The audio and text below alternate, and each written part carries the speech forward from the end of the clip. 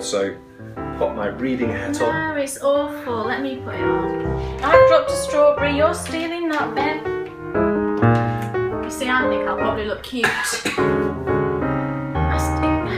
don't know, why would farmers... You've got to look. Yeah. You've got to catch the light. Just hold it up again. Well, close. Oh, for goodness sake. Oh, you can see the blue when you did that. Where are my scones? This is framing it the way that was, where it was sat. So.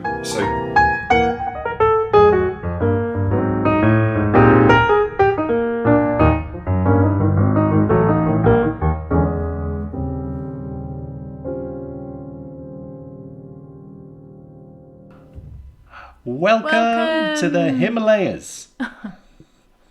Name the film. That joke's kind of old, I've done that before. Yeah, I know, but still name the film. Monsters Inc. Well done. Not difficult.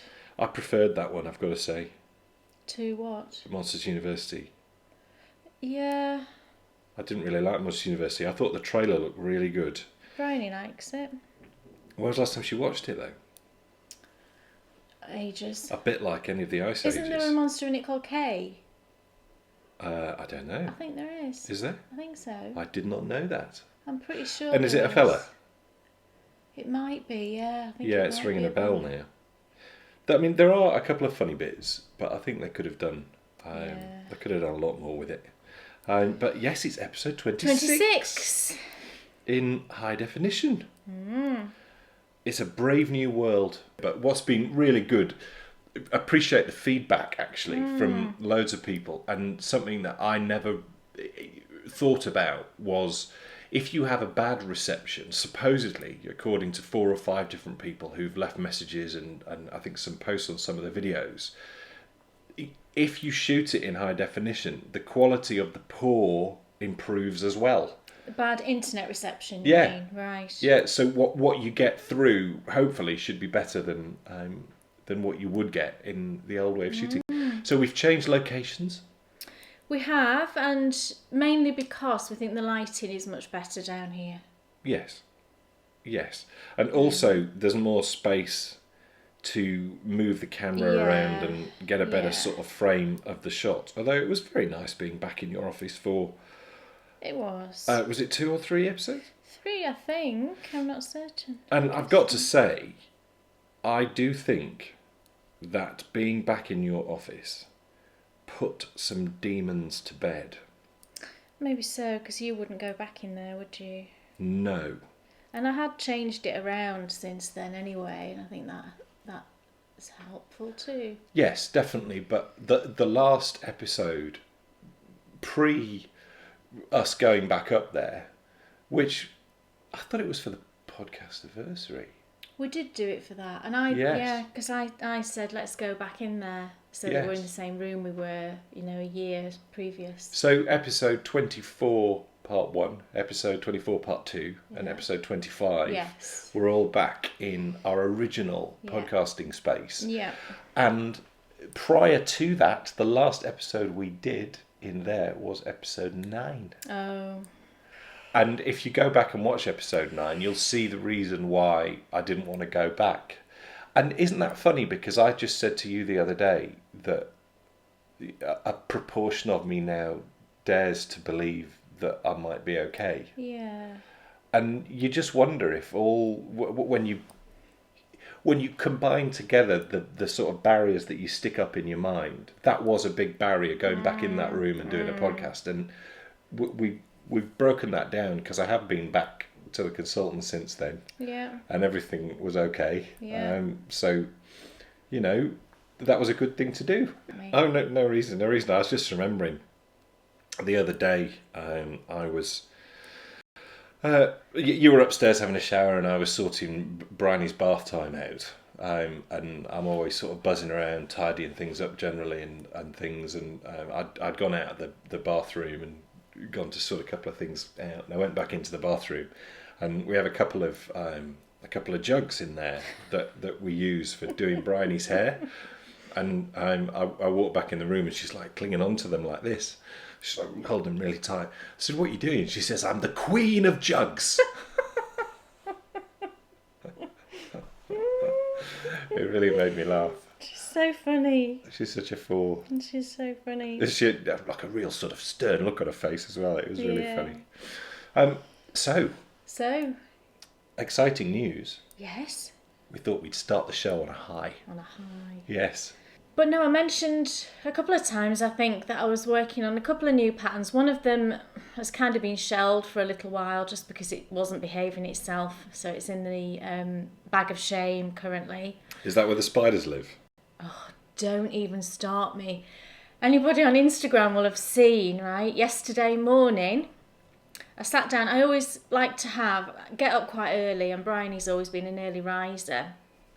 So we have maybe 20 minutes, half an hour at the most, just before I need to start doing anything. And she gets herself sorted on the settee and she watches a Minecraft video. And I just have 20 minutes knitting time. Anyway, I sat down, got out, which project bag was it? Oh, I haven't got it. It was a little drawstring. It was a little drawstring project bag. I'd been working on what was in there the night before. You know, put it in my basket next to the sofa and took it out, sat it on my knee, pulled out my project. Massive spider, like a tarantula, comes running out of my project bag. Well, you've never seen me jump so quick in my entire life. This is like at 6:30 in the morning. And of course, Bryony goes, "What is it?" like this. Jumps up, because she absolutely hates spiders. Jumps up. She got teddies all around her like she always does. And I said, "Oh, there was a spider." And she went, "Oh!" And she's going, "Did it go on Goffy?" That's a very special giraffe. And I said, I don't know where it is. So I started moving all the teddies, and it was underneath. It was just sat there like this, looking at me. This spider wasn't even moving. Oh my gosh, it was enormous. It was one of those with the big fat bodies. So I went and got the little handheld Dyson that we've got, and I hoovered it up like this, and it was holding on for dear life. It took ages to sort of suction it up, and then I could see it running around inside the mini hoover thing. So I went and put it in your office, the hoover, shut the door. And Bryony was hiding behind the door the whole time. Oh, it was traumatic. At 6:30 in the morning, all that. So anyway, once she'd gone off to school, I got out my basket of projects and I emptied the whole thing out. I checked all the bags. I hoovered everything. No more spiders. Oh my gosh. Moral of the tale, check your project bags, people. Drawstring ones, obviously zippered ones, you're pretty safe. But I took it down to the bin and I sort of tipped it out and it was like clinging onto the side. And eventually it dropped in and it looked at me and it went, "Well, howdy do." It's like arachnophobia. What's that one? I remember when I went to Australia, I don't know whether people were winding me up. I'm 99% certain that they weren't. We went to a region of Australia and they said, you need to check under the toilet seat. Really? Because that's because where if they go. there's one there, it's this particular type. And they come and bite your bum. That you're going to be in trouble. That's great, isn't it? So anyway, pattern time. Back to what I was talking about. Digressed with arachnid speak. So the other, this pattern, I ripped it out a couple of times and restarted it, but I've finished it now and I'm happy with it. I wrote up the pattern. What was your motivation, Kate? This week. Well, my motivation for this particular pattern, it's a shawl, was I was going through all my sock yarn one day. I was tidying it all out, and I think you're laughing at me now. No, I was just imagining like spiders. Don't. So I was kind of reorganising all my sock yarn, and I took out the what are they called, those things? I've got those IKEA cube units, and I have the sort of fabric boxes that slide in it. Yeah. Yeah, you would call them bins, I think, in the States, wouldn't you? A bin to us is what you go and put your rubbish in outside. But yeah, like a fabric box. What do they put their rubbish in America then? Trash can. There you go. Is that right? It will be. But it's a bin to us. The bin is the rubbish bin. But maybe they don't know what wheelie bins are. Do you have wheelie bins in America? I don't know that. Well, maybe they do. When you see it on the on films and stuff, they always have those ones with the metal lids, don't they? Wow.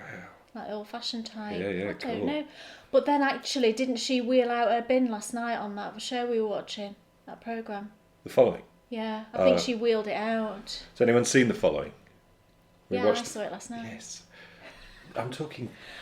Look, we're digressing again. Can I just carry on and talk about we've this? been searching, haven't we, for something decent to watch, and we started watching that, and I don't know... I've never jumped. A panic attack halfway through.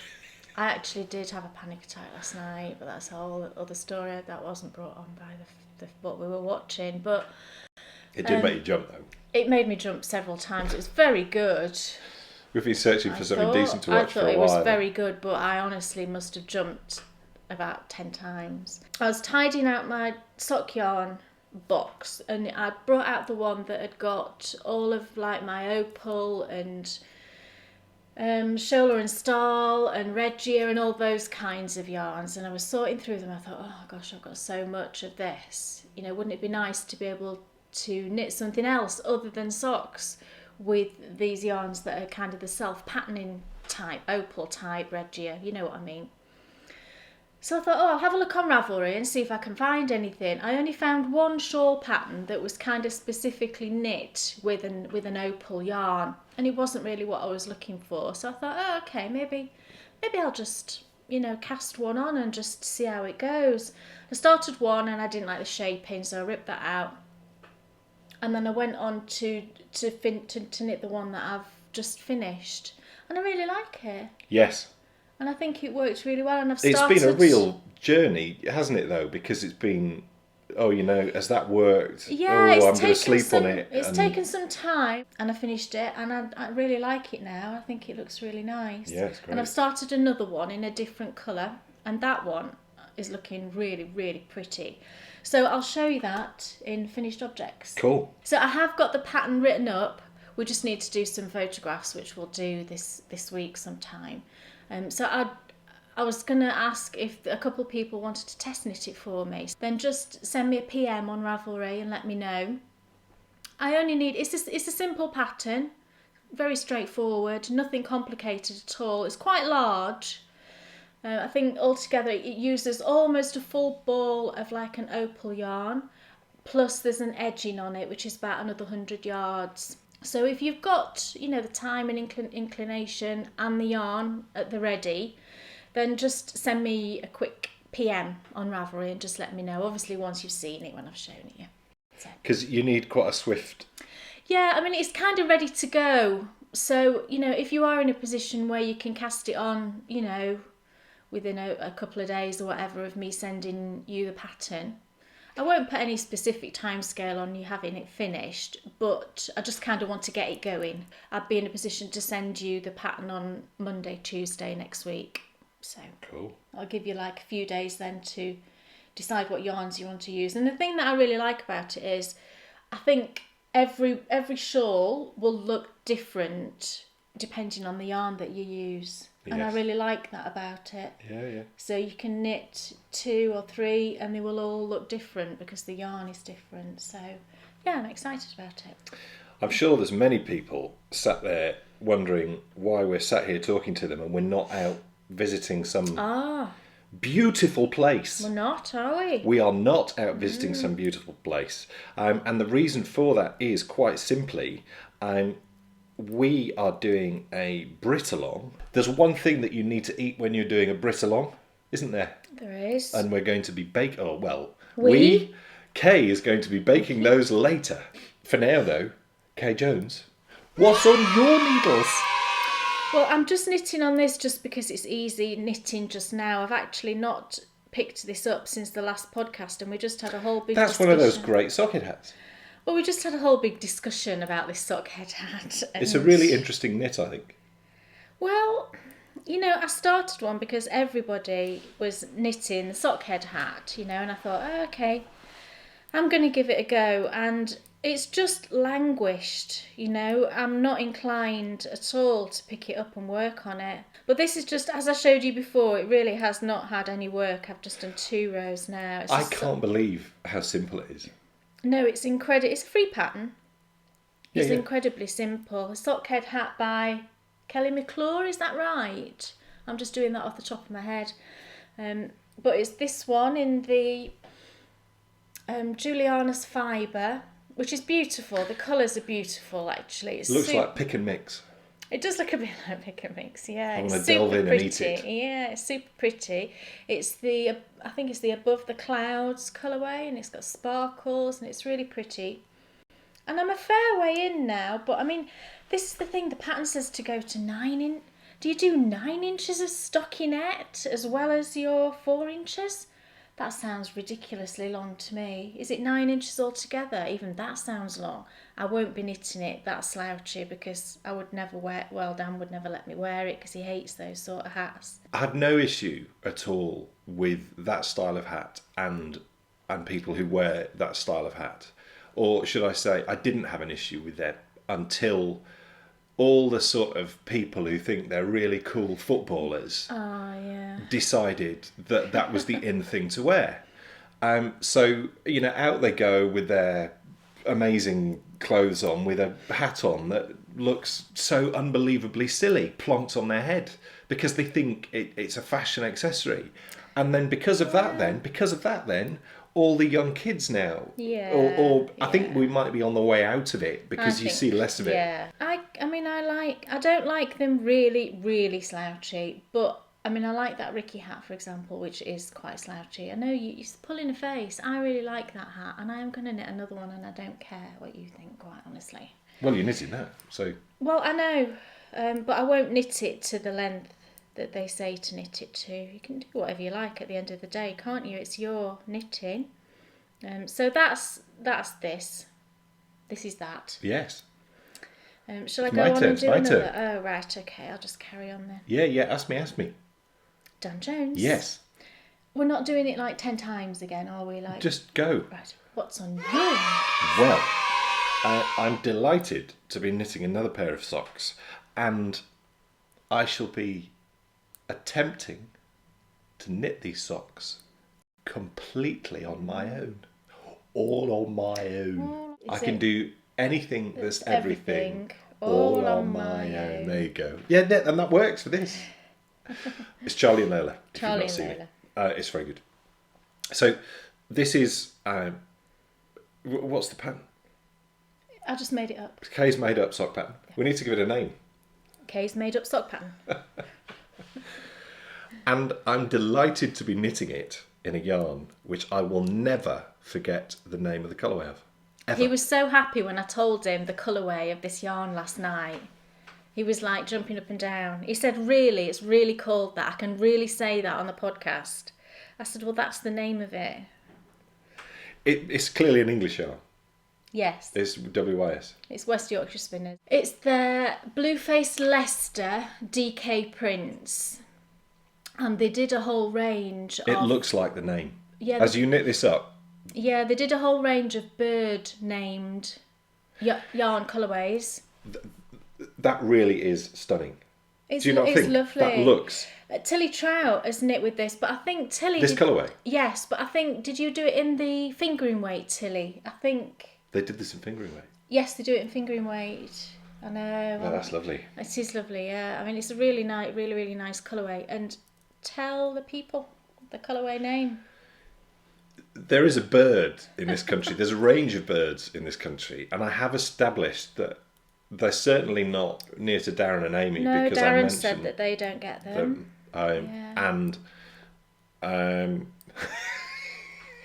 just say it.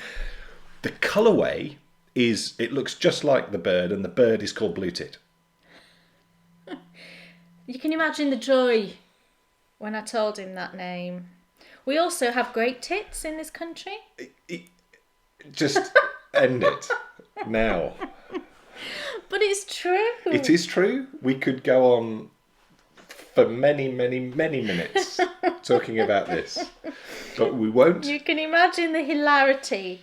Because if there's one thing I'm not interested in, it's in offending any of our wonderful viewers. It's just the real name, and Brian, he thinks it's absolutely the funniest thing in the whole world. So look, I mean...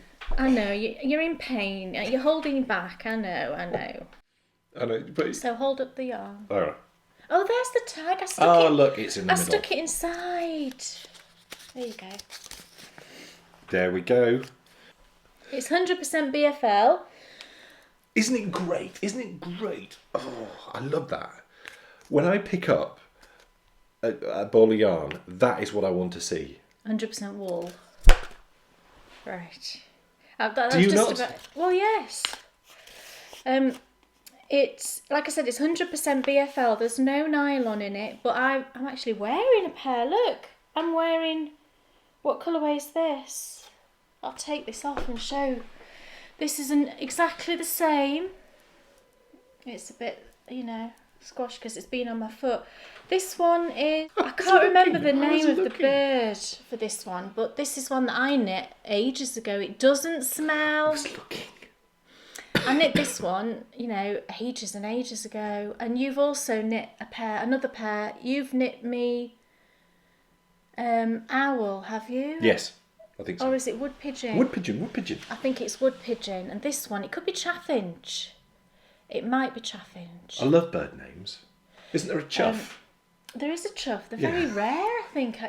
So it's hard wearing, and I've not had any issues with wear at all. It's good. And I wear them as house socks. Yeah. But I think actually when you wear them as house socks, they probably get a bit more wear. Yeah, carpet than wear. in shoes because of carpet. Definitely. So I'm going to knit these socks all on my own, and the reason why I'm going How to are you do going to that. do that, Dan? Well, how I'm going to do that Back is off my foot. I had the absolute privilege of filming your magnum opus Oh, it the other wasn't morning. really.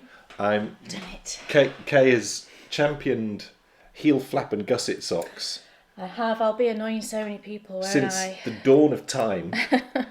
And the unfortunate thing for me has always been when you have Rembrandt sat next to you, when it comes to I'm a great artist.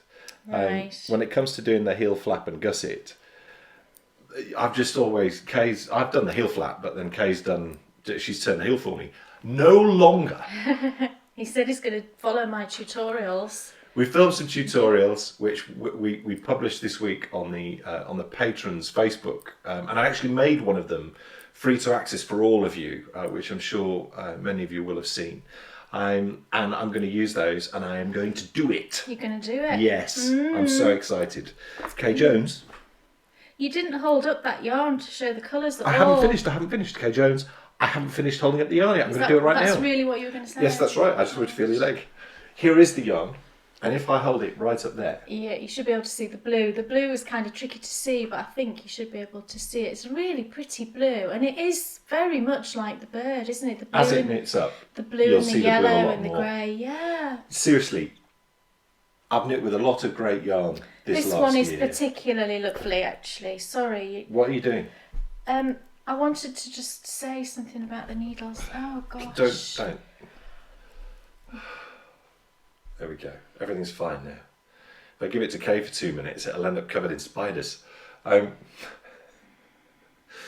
It is absolutely stunning.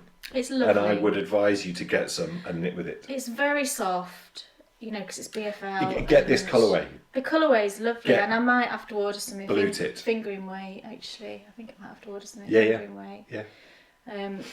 But what I've done this time is because Dan, it's so tight. And it's so tight. I like a nice dense fabric. I mean, look, I can't even move. Those stitches are not even moving. But that is substantially looser than I used to knit. I don't think it is. Well, how come I can work it now and I don't have an issue? Because I've given you bigger needles. No, I've not had an issue with socks for a long time. Right. Have I? Trust me, it's tight. Yeah. Oh, no one's disputing that. So what I've done is normally these socks are knit on 3.25s. I've given him 3.75s. I've gone up a couple of sizes so that tightness, won't impact on it. And actually the fabric looks really nice that it's creating. That's really nice fabric, and it's still incredibly stretchy. My thicko brain, though, struggles with, on magic loop, purling. Well, the difference with this sock is it's 44 stitches. And if you work that out, it means that on that first needle, you're going to finish on a knit 2. So you're starting your second needle on a purl 2, which is never ideal on magic loop, I don't think, because it is a bit awkward, isn't it, starting on a purl? I'm glad you said that. But it is a bit awkward. But the stitch count kind of worked, and it's only for the ribbing that you have that issue, and it's not a very big rib, it's like 10 rows. And I thought it'll teach you something new, you know, how to start on a purl. And the first time you just couldn't get your head around it at all. Well, it's still tricky. And he'd knit 2 purl 2 at the start, and then he gave it to me last night and said, "There's something not right here." And I said, "Well, you've knit them instead of purling them." And he's like, "I haven't. I've purled." I said, "You haven't. You haven't knit it." Because I think, well, I know exactly what happened. I pulled my yarn around the front and then put my needle back to where it started from. Yeah. But in any case, we sorted it, and you're fine now, aren't you? And you learned something new, so... I did. Kay Jones, what's on your needles? Next thing, I had a bit of an epiphany. I do occasionally. I think I've had an epiphany before. I can't remember exactly why. But this particular epiphany was involving socks and double-pointed needles. And I'm not sure what inspired me to try double-pointed needles for sock knitting again. I think it's because... I don't know why, actually. I'd recently watched the latest Susan B. Anderson podcast. Oh, I love Susan B. Anderson. She's lovely. And she always knits it was Susan, because she always knits her socks on DPNs, and she's also knitting a jumper. Can I just stop for a moment? I've posted a couple of pictures recently, and Susan B. Anderson... You're very fangirled out, aren't you? He's very fangirled out. Commented. As we all are, really. Does anyone else, if ever, she comments on you... She did on mine recently. She put lovely, and I was like, ooh. I ran upstairs and I said to Danny, I'm going red now. Susan B. Anderson's commented on one reddening. of my photos. I accidentally nearly tagged her on WIDN the other day. You did, it was the wrong one. Yeah. It'd be like WIDN the Queen, wouldn't it? Yeah. I'm just taking the corgis for a walk. Oh, yeah. That'd be great, wouldn't it, if you could do that? It would, wouldn't it? Is she on Instagram? Well, I follow the monarchy. I'm just cooking Phillips and beans. I do follow the monarchy on Instagram. So I'd been watching Susan, and she was, she'd been always knits her socks on DPNs, and then she spoke a bit about DPNs and magic loop because she was knitting a sleeve on a jumper, and she was saying how she started it on magic loop and just couldn't get on with it, and changed it to DPNs, and it was just fabulous, and she just loved it, and it's quicker. And I thought, do you know what? It's 3 years since I've knit a sock on DPNs. I'm just gonna give it another go, because. In fact, I'll show you the other project first, because then it makes sense. I've just realised, in cooking terms, who Susan B. Anderson is. Who? Delia Smith. Delia Smith, yeah. If Delia says something, you just go do it. Yeah. If Susan says something, don't even think about it, go do it. This did have my shawl in it. Do you know what would be so great? Now, because I will always use this bag forever, all the time, constantly. What would be great is... I want another. You know how you get those cards and when you open them up, they play the tune? Yeah. Imagine if there was a little thing in there, whenever you opened it up, it played the tune to Little House on the Prairie. Oh, that would be so the best. Cool, wouldn't it? But I've been knitting this one, as I showed you last time, and I'm knitting this on magic loop, as I, historically always did, and it's all got... What socks are these? This is like just a broken rib that I just made up. It's not even a pattern, That's a nice... But it looks lovely. It looks, it's really nice. And I've done the... Imagine that. What weight have you honest at? It's fingering weight. Imagine that in that. It would look pattern. nice, yeah. Well, it's like a blueberry waffle, but a thinner version. I spoke about it last time. It's the knit 1 purl 1 instead of a knit 2 purl 2, which is the blueberry waffle. And so I've been knitting these on, as you can see, on magic loop. And I've done the heel, and I've done all the gusset decreases, and I'm just on the foot. That's amazing. Now. Yeah. I'm just on the foot, and I've just been struggling with... My hands have just been hurting, and I don't know why, and I can only think it's, the small metal needles. So that's what just made me also think I'm going to try, I'm just going to give DPNs another go. So I mean, that was that sock, and that one I'm knitting in the uncommon thread, the tough sock, into dust. Beautiful yarn. I've totally got to say, my favourite bit of knitting hats is going onto DPNs and doing the decreases. I mean, I was thinking when I cast that on for you last night, should I cast it on DPNs for you? But maybe I'll do sock 2 on DPNs. Maybe, yeah. And your gauge can be slightly different. I was just going to say what I decided to do, and I'll show you my other project that I've done on DPNs in a second. But I thought I'll just cast the second sock on using DPNs. So that's what I did, and I also just bought some new wooden DPNs because I didn't want to use metal is the other thing. I really wanted to use wood and just give wood a go.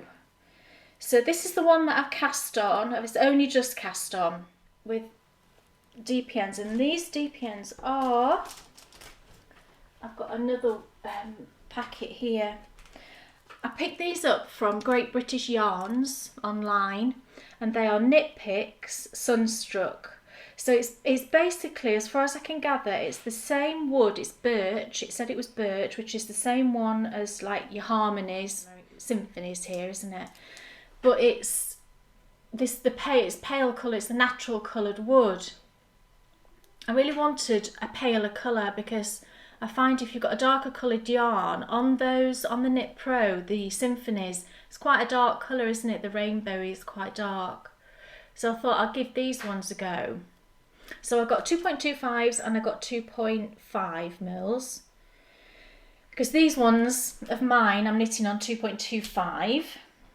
So I cast that one on the other night, and I do like these needles. They're just not quite as pointy as these are I wonder if you can see the difference if I hold up.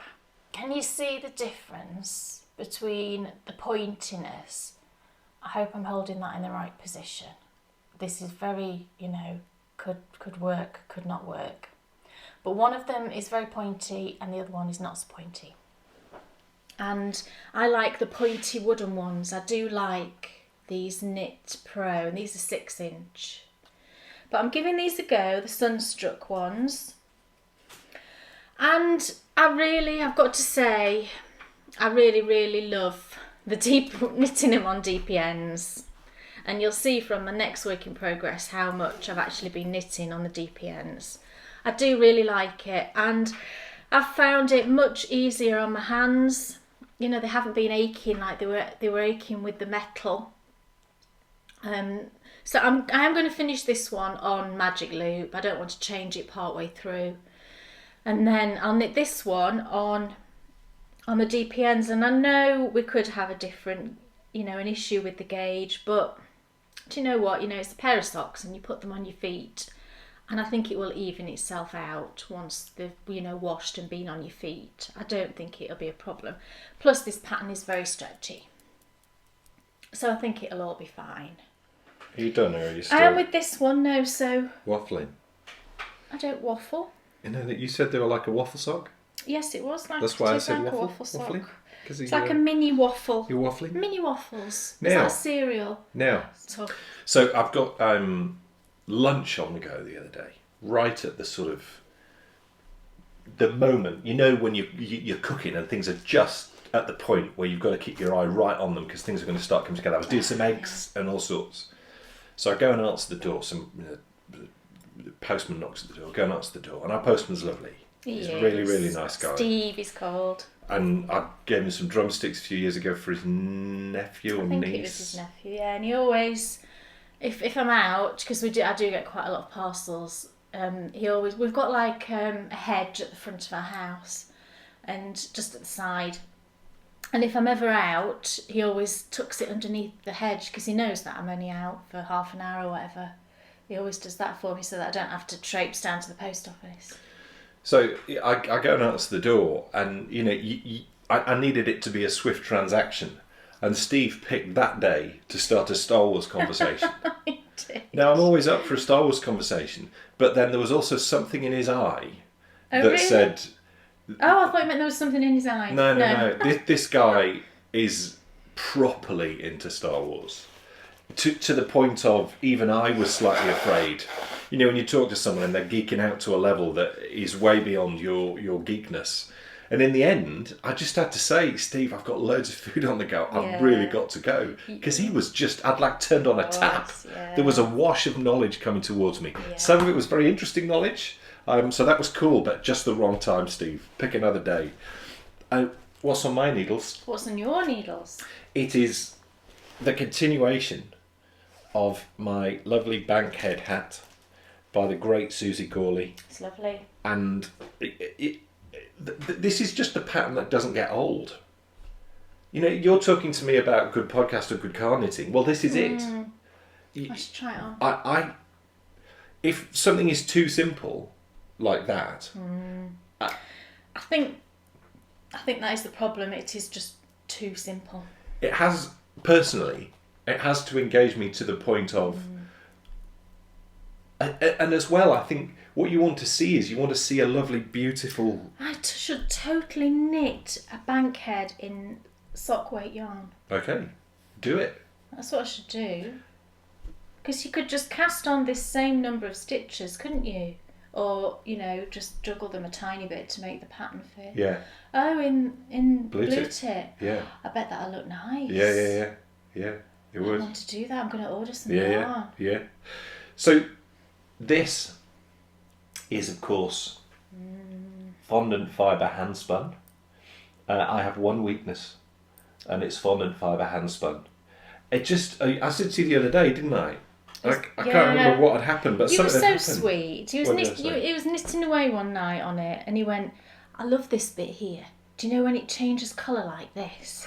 And it was, do you know, it was the way it was barber poling, and he got to a bit where it was very white. Yeah. With a very dark blue. I think I even asked you what thickness that was as well. Yeah, and you like it when it goes a bit thick and thin. You know, you really like that, don't you? Yeah, I love it. But it was this particular bit. It was a very pale bit, Deb, and with like the very darkest bit of the blue, the way that it had barbered.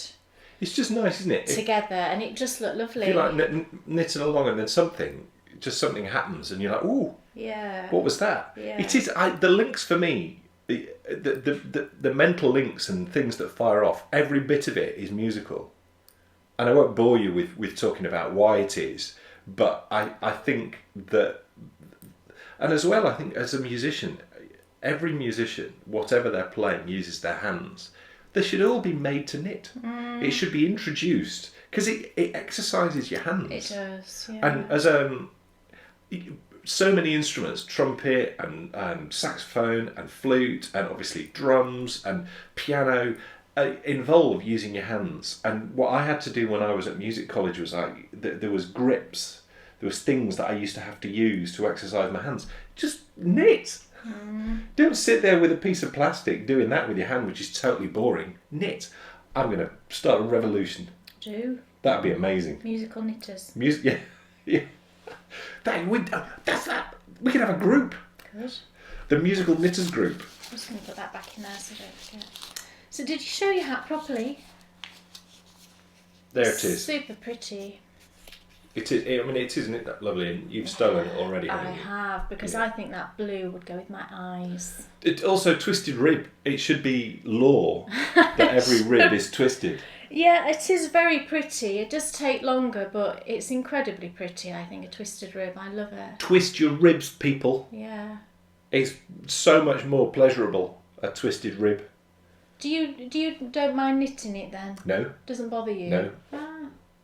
Because I think some people don't like knitting twisted I ribs. think if you were totally used to knitting normal ribbing, Yeah. then to suddenly do something subtly different might be very difficult.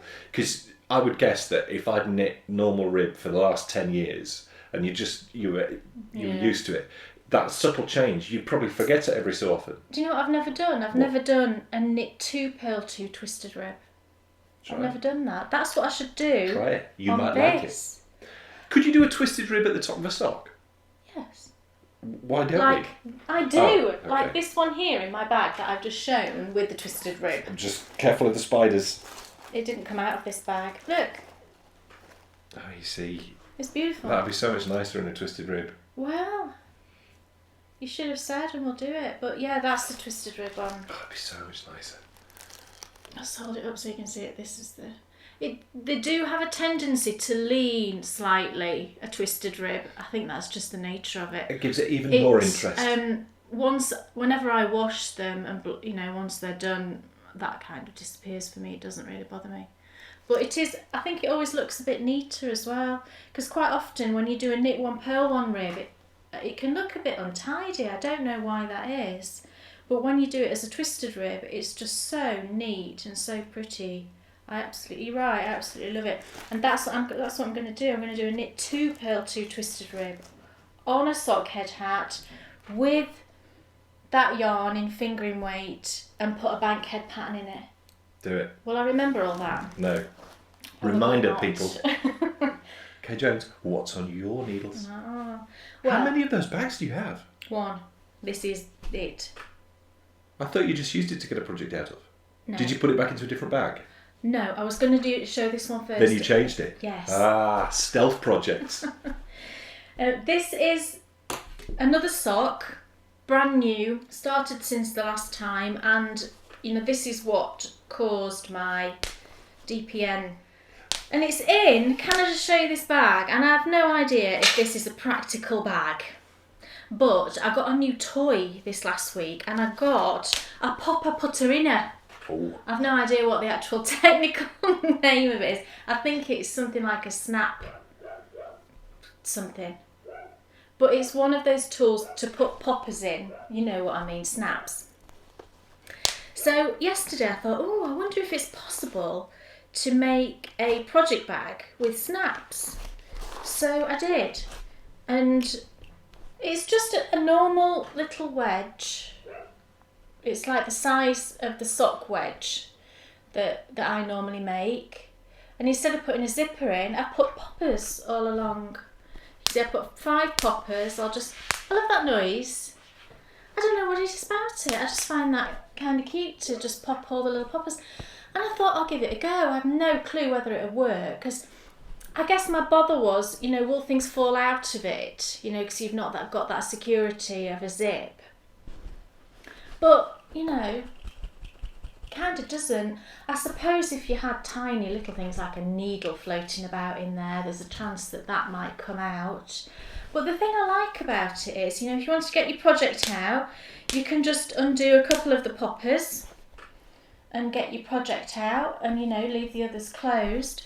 But the thing I really like is when you open it all out, you get a really big, you can see right into your bag.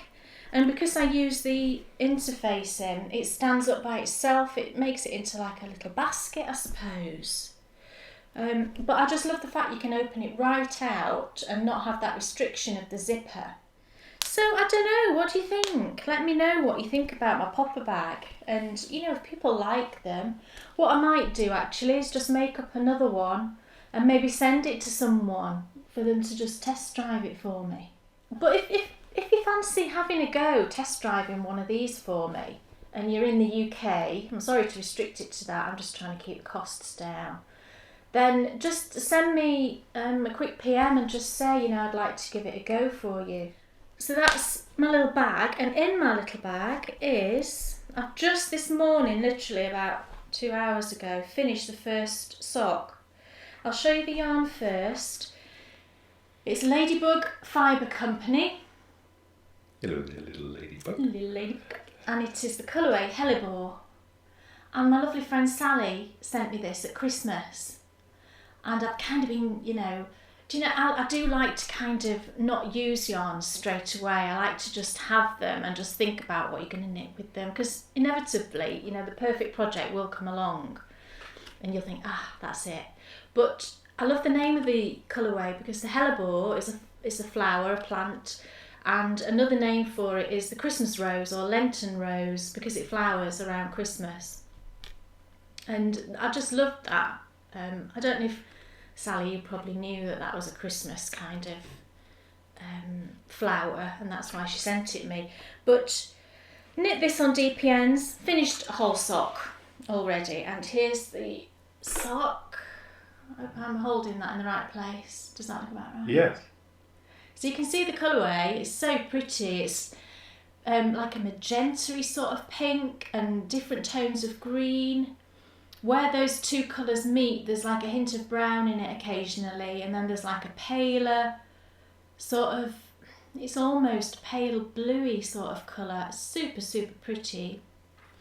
And I knit this using the Susan B. Anderson pattern, How I Knit My Socks. She always knits her socks on using 4 DPNs, so like a triangle. And historically I'd always knit them on 5, so you have like a square. And you use your 5th needle, you know, to go around. So I thought, right, I'm going to try the 4 needles.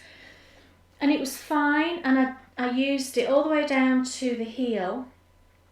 But then when I got to doing the gusset decreases, you've got on one needle, you've got all 32 stitches of like the front of your sock, and the other is split on the other 2 needles. And I just found that a bit awkward, having 32 stitches on that front needle, so I actually switched then to 5 using 5 needles, and I found that better. So I think I will use 5 needles rather than the 4, and I also found that worked well for the toe decreases as well, because 4 divides evenly, doesn't it, with your stitches.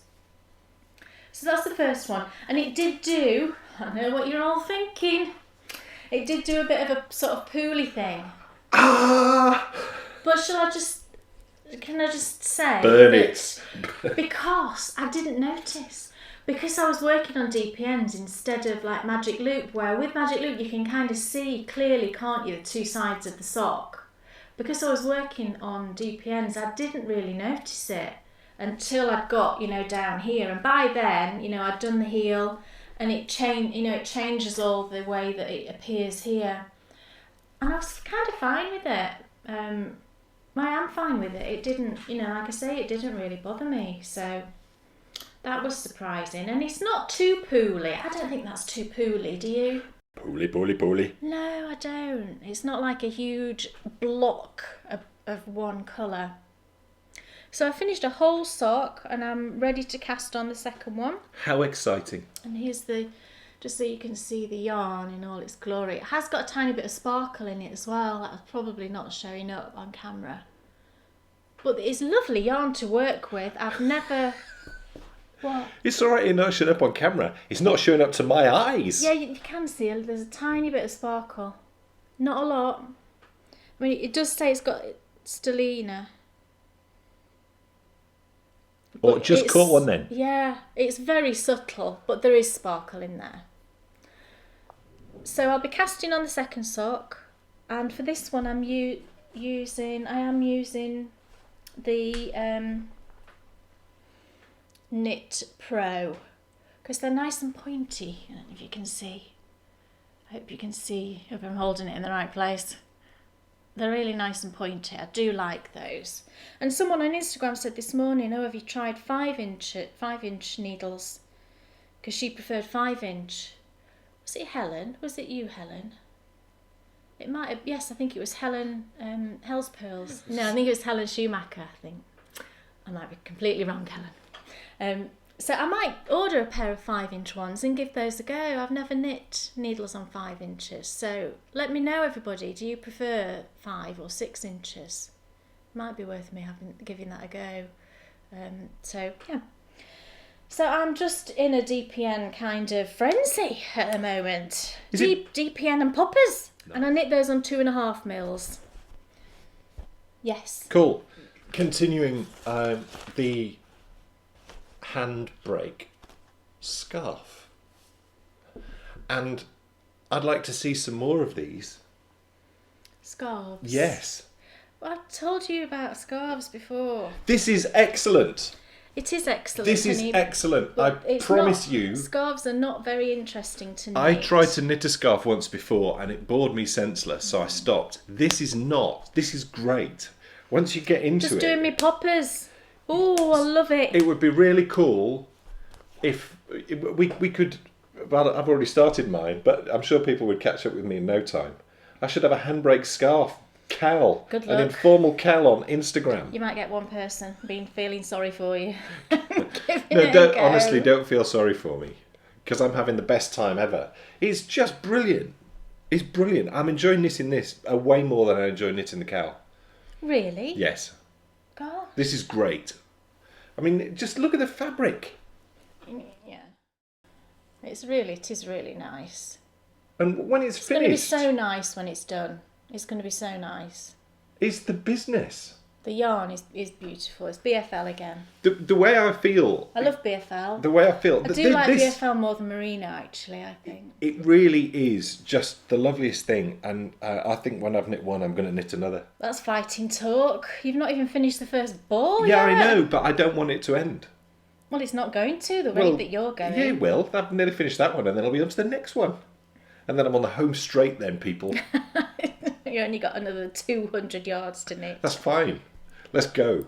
Kay Jones, Oh, what else is on your needles? okay. This is my sock yarn blanket. I'm not going to show this every time, but I've reached a kind of point in it. So I thought, right, and I wanted to just mention something about it as well. So I thought, right, okay, I'll just quickly show it.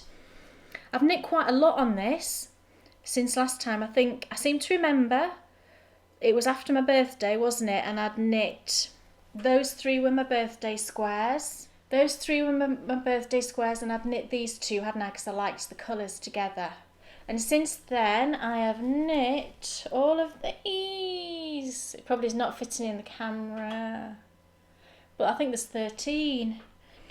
4, 5, 6, 7, 8, 9, 10, 11, 12, 13 I've knit since last time. So, well done me, I say. So I've finished the end of that row. Well done me. Well done me. All hail you. Yes. I've finished the end of that row, so I wanted to just show you. I've now got 125. Look. It's finished. It's beautiful. Done. Leg I'm done. It's a leg It warm. could just be a huge cowl I don't thing, know. couldn't No, it? no. I know. It's a blanket cowl. How do you think? It's great. Is it cool? Yeah. It's brilliant. It's not finished. Or a hat. Well, it'll probably fit your head. Very nice. And it could have like a... Ooh! Is there such a thing as a hat scarf? Well, kind of, yeah. You can knit these things, can't you, where it's a scarf and a hood. No. I see. If that was a hat there, right, and then that was just a bit longer. You'd look ridiculous. But I'm warm, and I feel. Get off my I just feel great. I don't want you mucking with it. I don't want Sorry. it on your head. Sorry. So I've finished that fifth row, and I've got 125 now. And someone asked me a question in the Knitalong chat thread. It was the Knitalong, wasn't it? Yes. Yeah. Someone asked me if they could actually include, a mitre square blanket, and I thought, but the kind of the individual squares, because obviously you're not going to finish a whole blanket. Even in 2 months, you wouldn't finish a whole blanket. So I thought about it because I didn't want to exclude people who were knitting on their blankets, because I love it as much as everybody else. So what I've said is, if you want to knit on your blanket for the Knitalong, you can do that, but you've got to, all of the squares that you knit during the Knitalong have got to be with British yarns. And then at the end, if you just take a picture of all the squares that you've knit with the British yarns, whether it's in a particular area of your blanket or individual squares that you've kind of cobbled together, into a little photo, then you can enter one FO picture. I know it's not technically a blanket FO, but I think that's fair.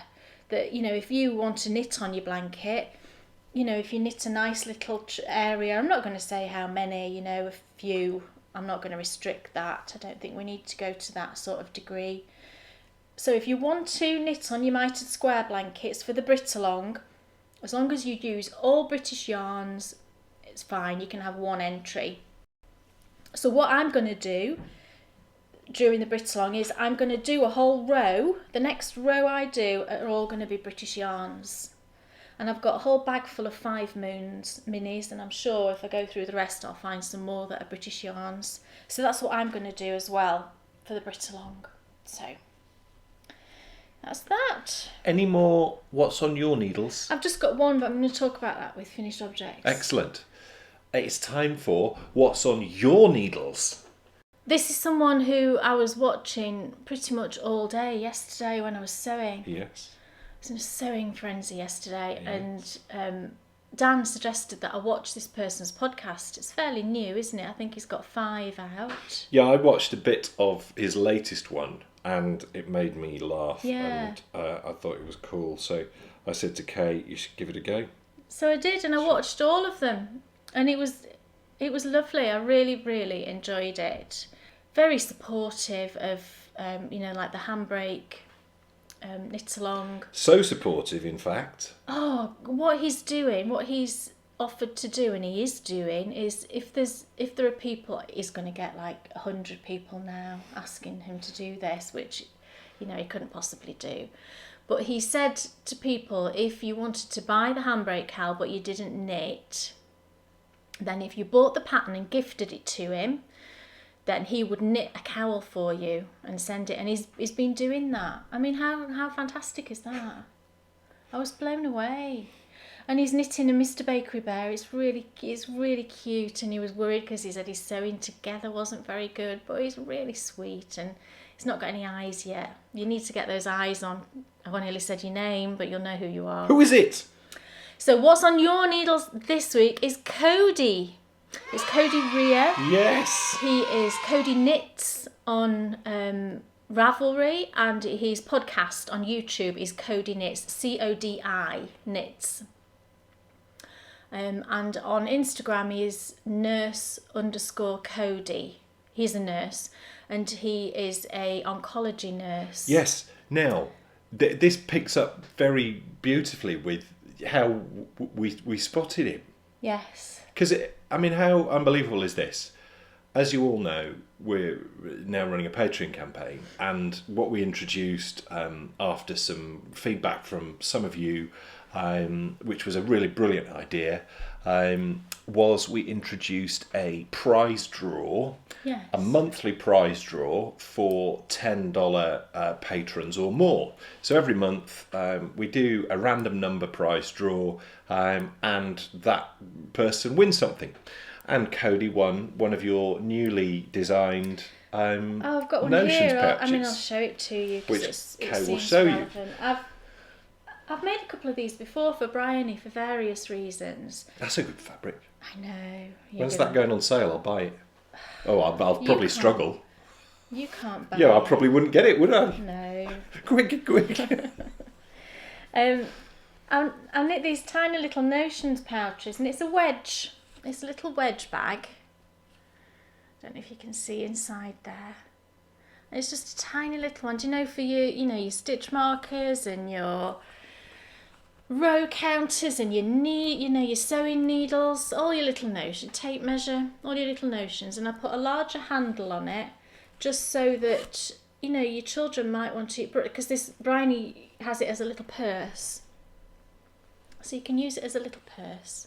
So I made one of these, and that was the prize that Cody won. Fortunately, it was pink fabric with cute little mice on, but he said he didn't mind. I messaged him, and he was cool. Yeah. So I messaged him. It's on its way to you, Cody. We had a bit of a backwards and forwards on email, and I sort of got the inkling that he had a podcast. At this point, I had no idea who he was and what he was about. So I go onto the podcast, and when you consider what happened to me last year, the Handbrake on cancer, within a couple of minutes of watching his podcast, I found out he's an oncology nurse. Yeah. And as I've said now on a couple of social formats, without guys like Cody, I don't think I'd be here. I can't even form the words as to the work that they do and the support they give. The consultants breeze around and spend minutes with you. This is so weird that you're saying this, and I don't know if you didn't see all of his podcasts, did you? No, I watched 10 minutes of... Oh, right, you won't have seen it then, but in an earlier podcast, what he actually said was that they are, as a nurse, they are trained to deal with the mental side of a patient going through cancer treatment. Right. The doctors are there to fix the physical body. Right. But it's the nurses that then, deal with people's problems that occur, due to them having to go through such a traumatic thing, their hair falling out, dealing with their work, if they can't work, and the problems that causes, the impact on all of their family, and they're trained to deal with all Right. that. And it just made me think of you, really, and how that's so true, that, The the oncology doctors... nurses are just amazing. Every one of them. Every one of them. And they was you went amazing. back and saw them, didn't you, this Yeah. last time, and they remembered They you. remember your name, everything. Yeah. They're amazing. So for a random number generator, Yeah, to pick him out of all the amazing patrons that we have was it just makes you like it was believe in a fate. divine Yeah, power it's that it true. was, it was selected. It's amazing. So Yeah. that was just so cool. And it's probably a good moment just to give a quick patron update.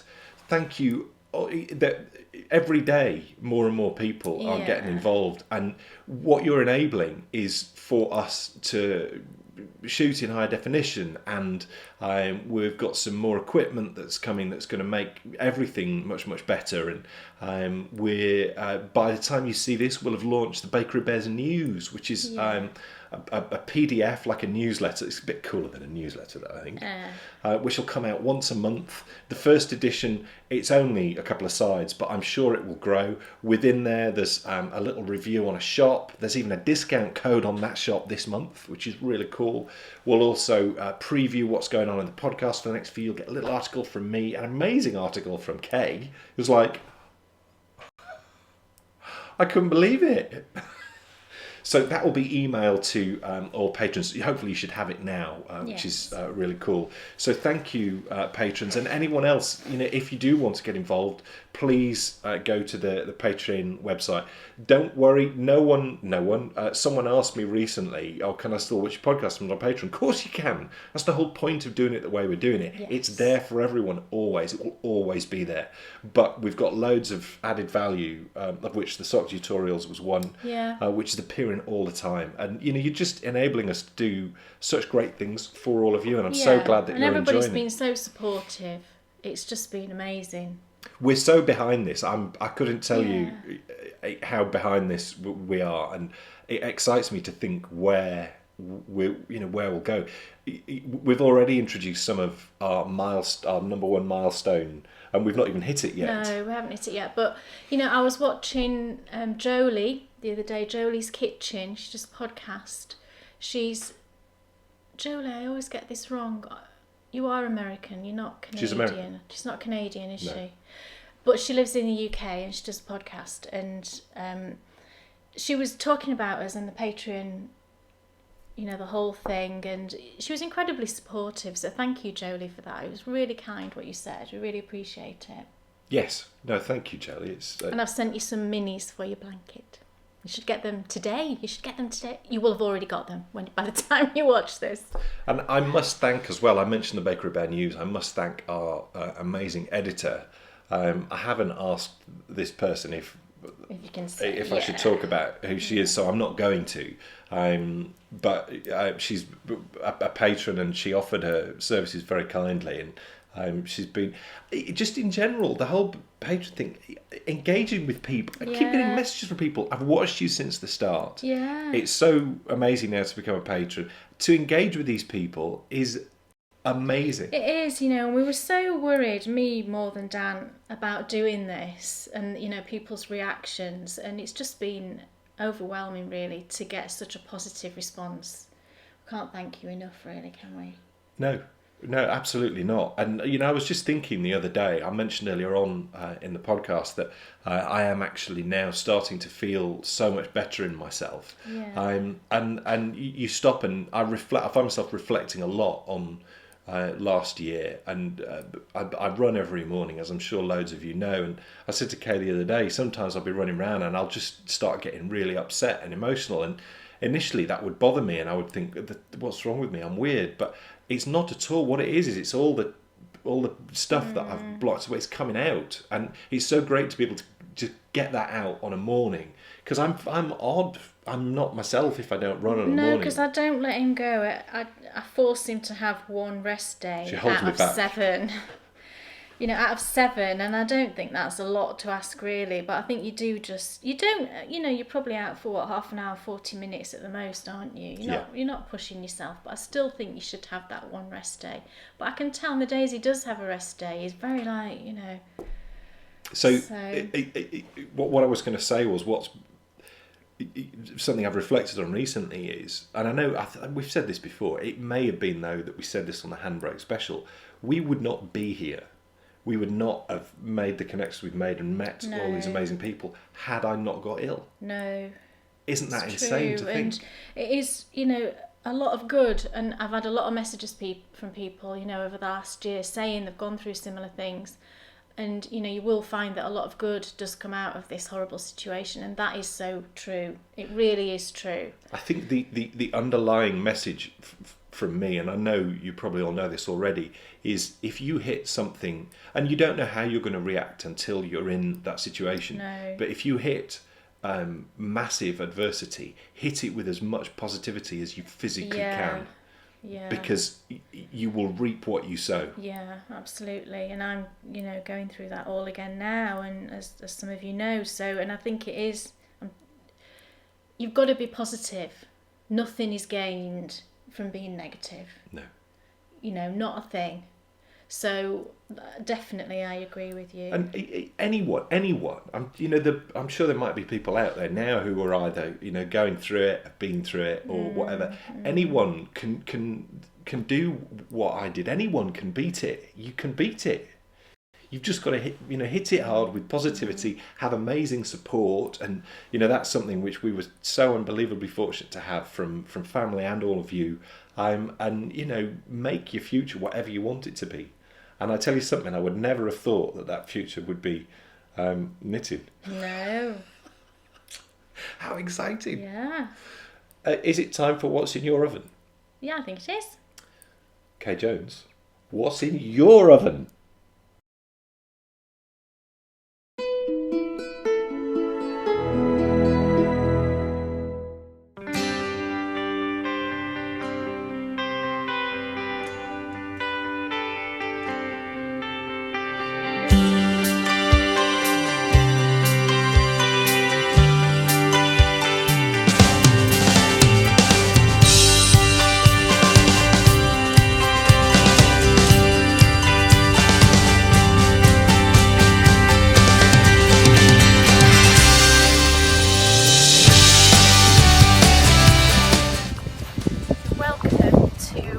In your oven. And today I'm going to be cooking some traditional English scones. Now the reason I'm doing scones is because we're shortly going to be starting our Knitalong in a week or so's time, and it just seemed the perfect thing for everyone to bake. They're very quick to do, and just to have while you're all knitting away on your Knitalong project. So you can have your pot of English tea, and you can make your scones, and you can knit away on your project. So we're just off to the shops to get the last couple of ingredients, and we'll see you back in the cottage.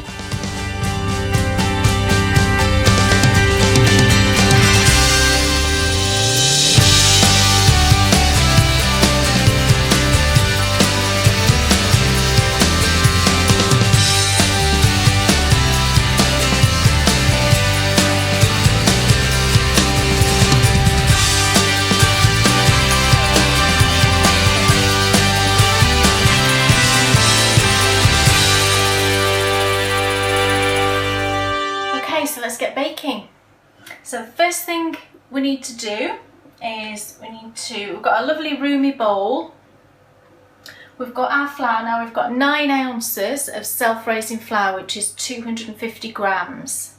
So we'll pop that into a bowl. No need to sieve it. To that, we're going to add a teaspoon of baking powder. Now I've got these little sachets which have a teaspoon in, but if you've got the pots of baking powder, then just measure out a teaspoon. And we just add that to our flour and just give that a little stir just to distribute that baking powder. Okay, and now we've got it's 1.5 ounces, which is 40 grams of butter. So we're going to pop that in. I've chopped it into little pieces. And what we do now is we need to rub the butter into the flour. And this is really easy. All you have to do, and make sure your butter is nice and soft, and that makes the job much easier. So we just lift it up and use your fingertips. We don't want to add any heat to anything. It's best to keep all your ingredients as nice and cool as possible as you can. So we just lift it up and rub that butter in with your fingertips. Just keep going until it's all rubbed in and there's no kind of big lumps. You'll know when you get there. It'll just look kind of slightly grainy, your flour. Okay, so that's all rubbed in. I'm just going to give my hands a little wash. We now just add in the sugar. We've just got 1 ounce, which is 25 grams of caster sugar, which is the fine sugar. So we just add that in and just give that a little mix.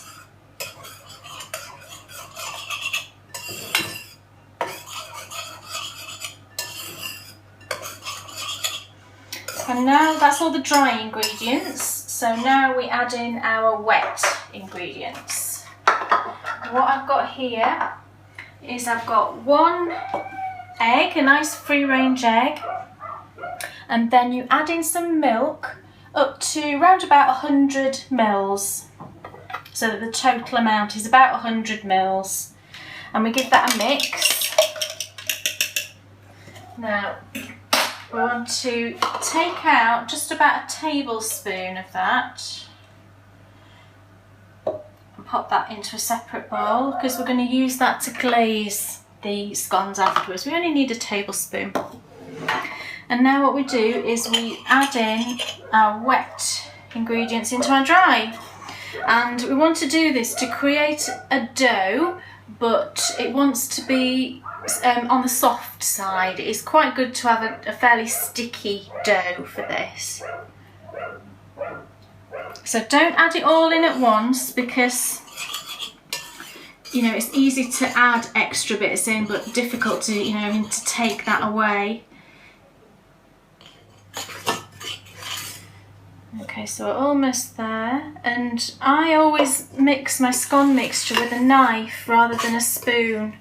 I don't know why I do this, I've just always done it, and I think it's just because it doesn't stick so much to the knife, and it's easier just to wipe your ingredients off it when you've done. There we go. So you can see there's hardly anything stuck to it, and you just do that and it comes off the knife, and it's just less of a fuss, I suppose. Okay, so we've got our mixture now. We're going to lightly flour our surface. So a bit of flour. And we take our mixture. Now the biggest mistake with making scones is that you can work the mixture too much. You don't want to overwork it, because that will make a tough scone. You want the least amount of time you work that dough, the lighter and fluffier your scone will be.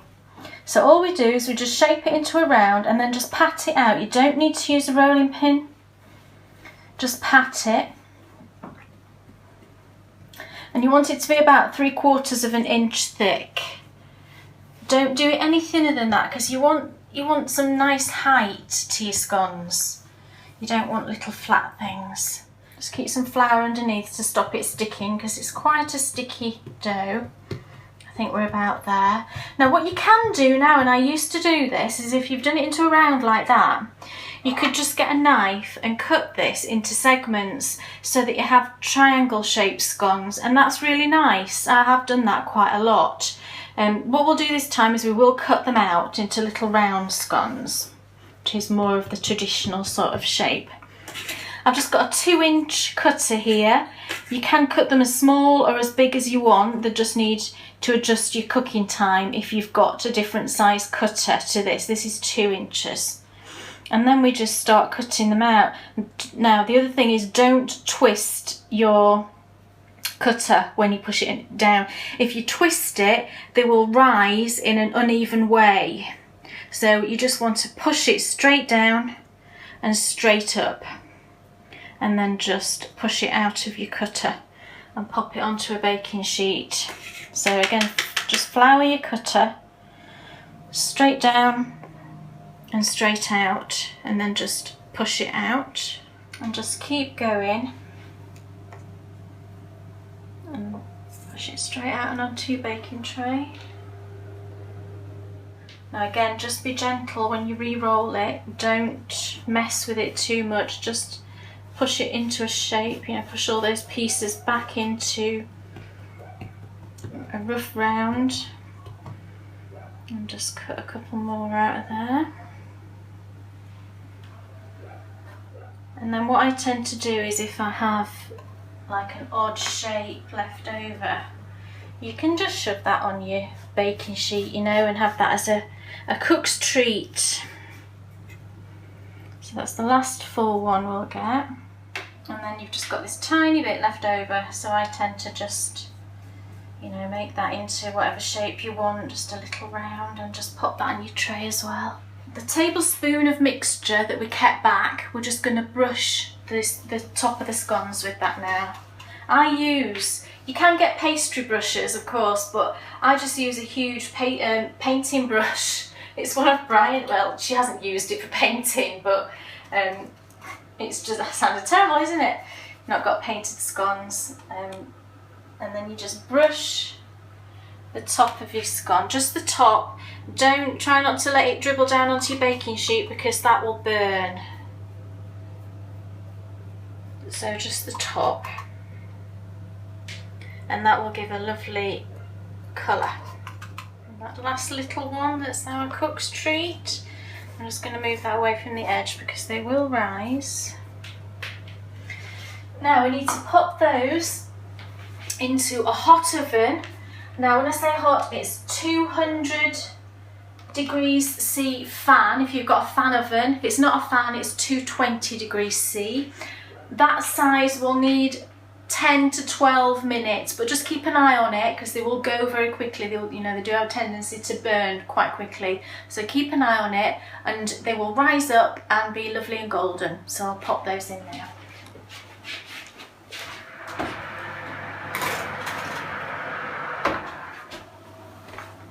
So we've got them out of the oven now, and you can see the difference between the ones that we cut first of all.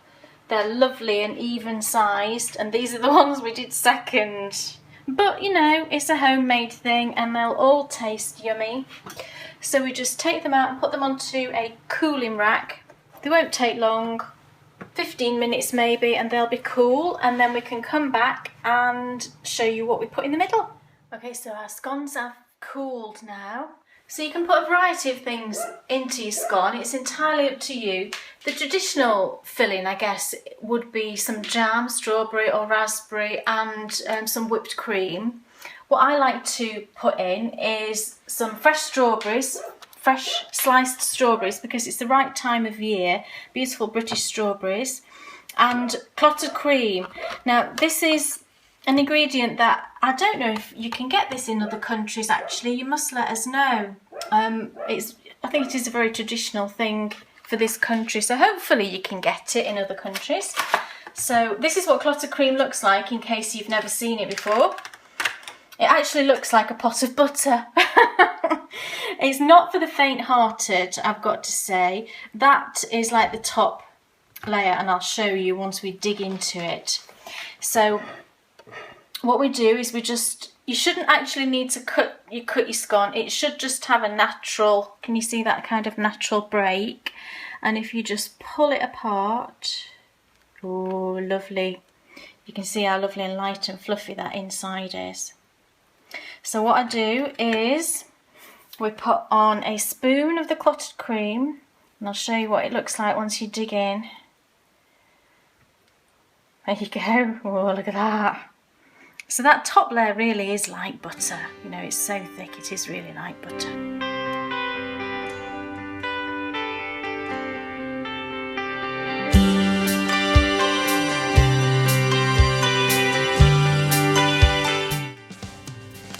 So I put on a nice dollop of clotted cream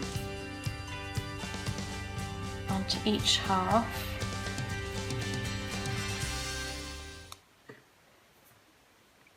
Lovely. And then a few slices of strawberry. So I suppose, you know, you're getting a bit of fruit. It's kind of healthy. I like to think so. I'm fooling myself to think it is. And the same on that one, that's a big piece.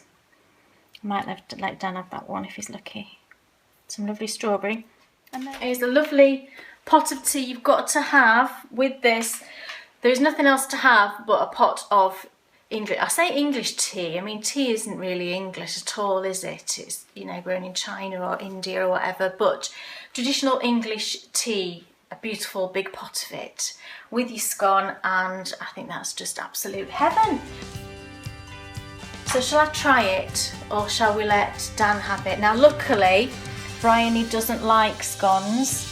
Great shame, don't you think, that she doesn't like them, which just means that we get to have them.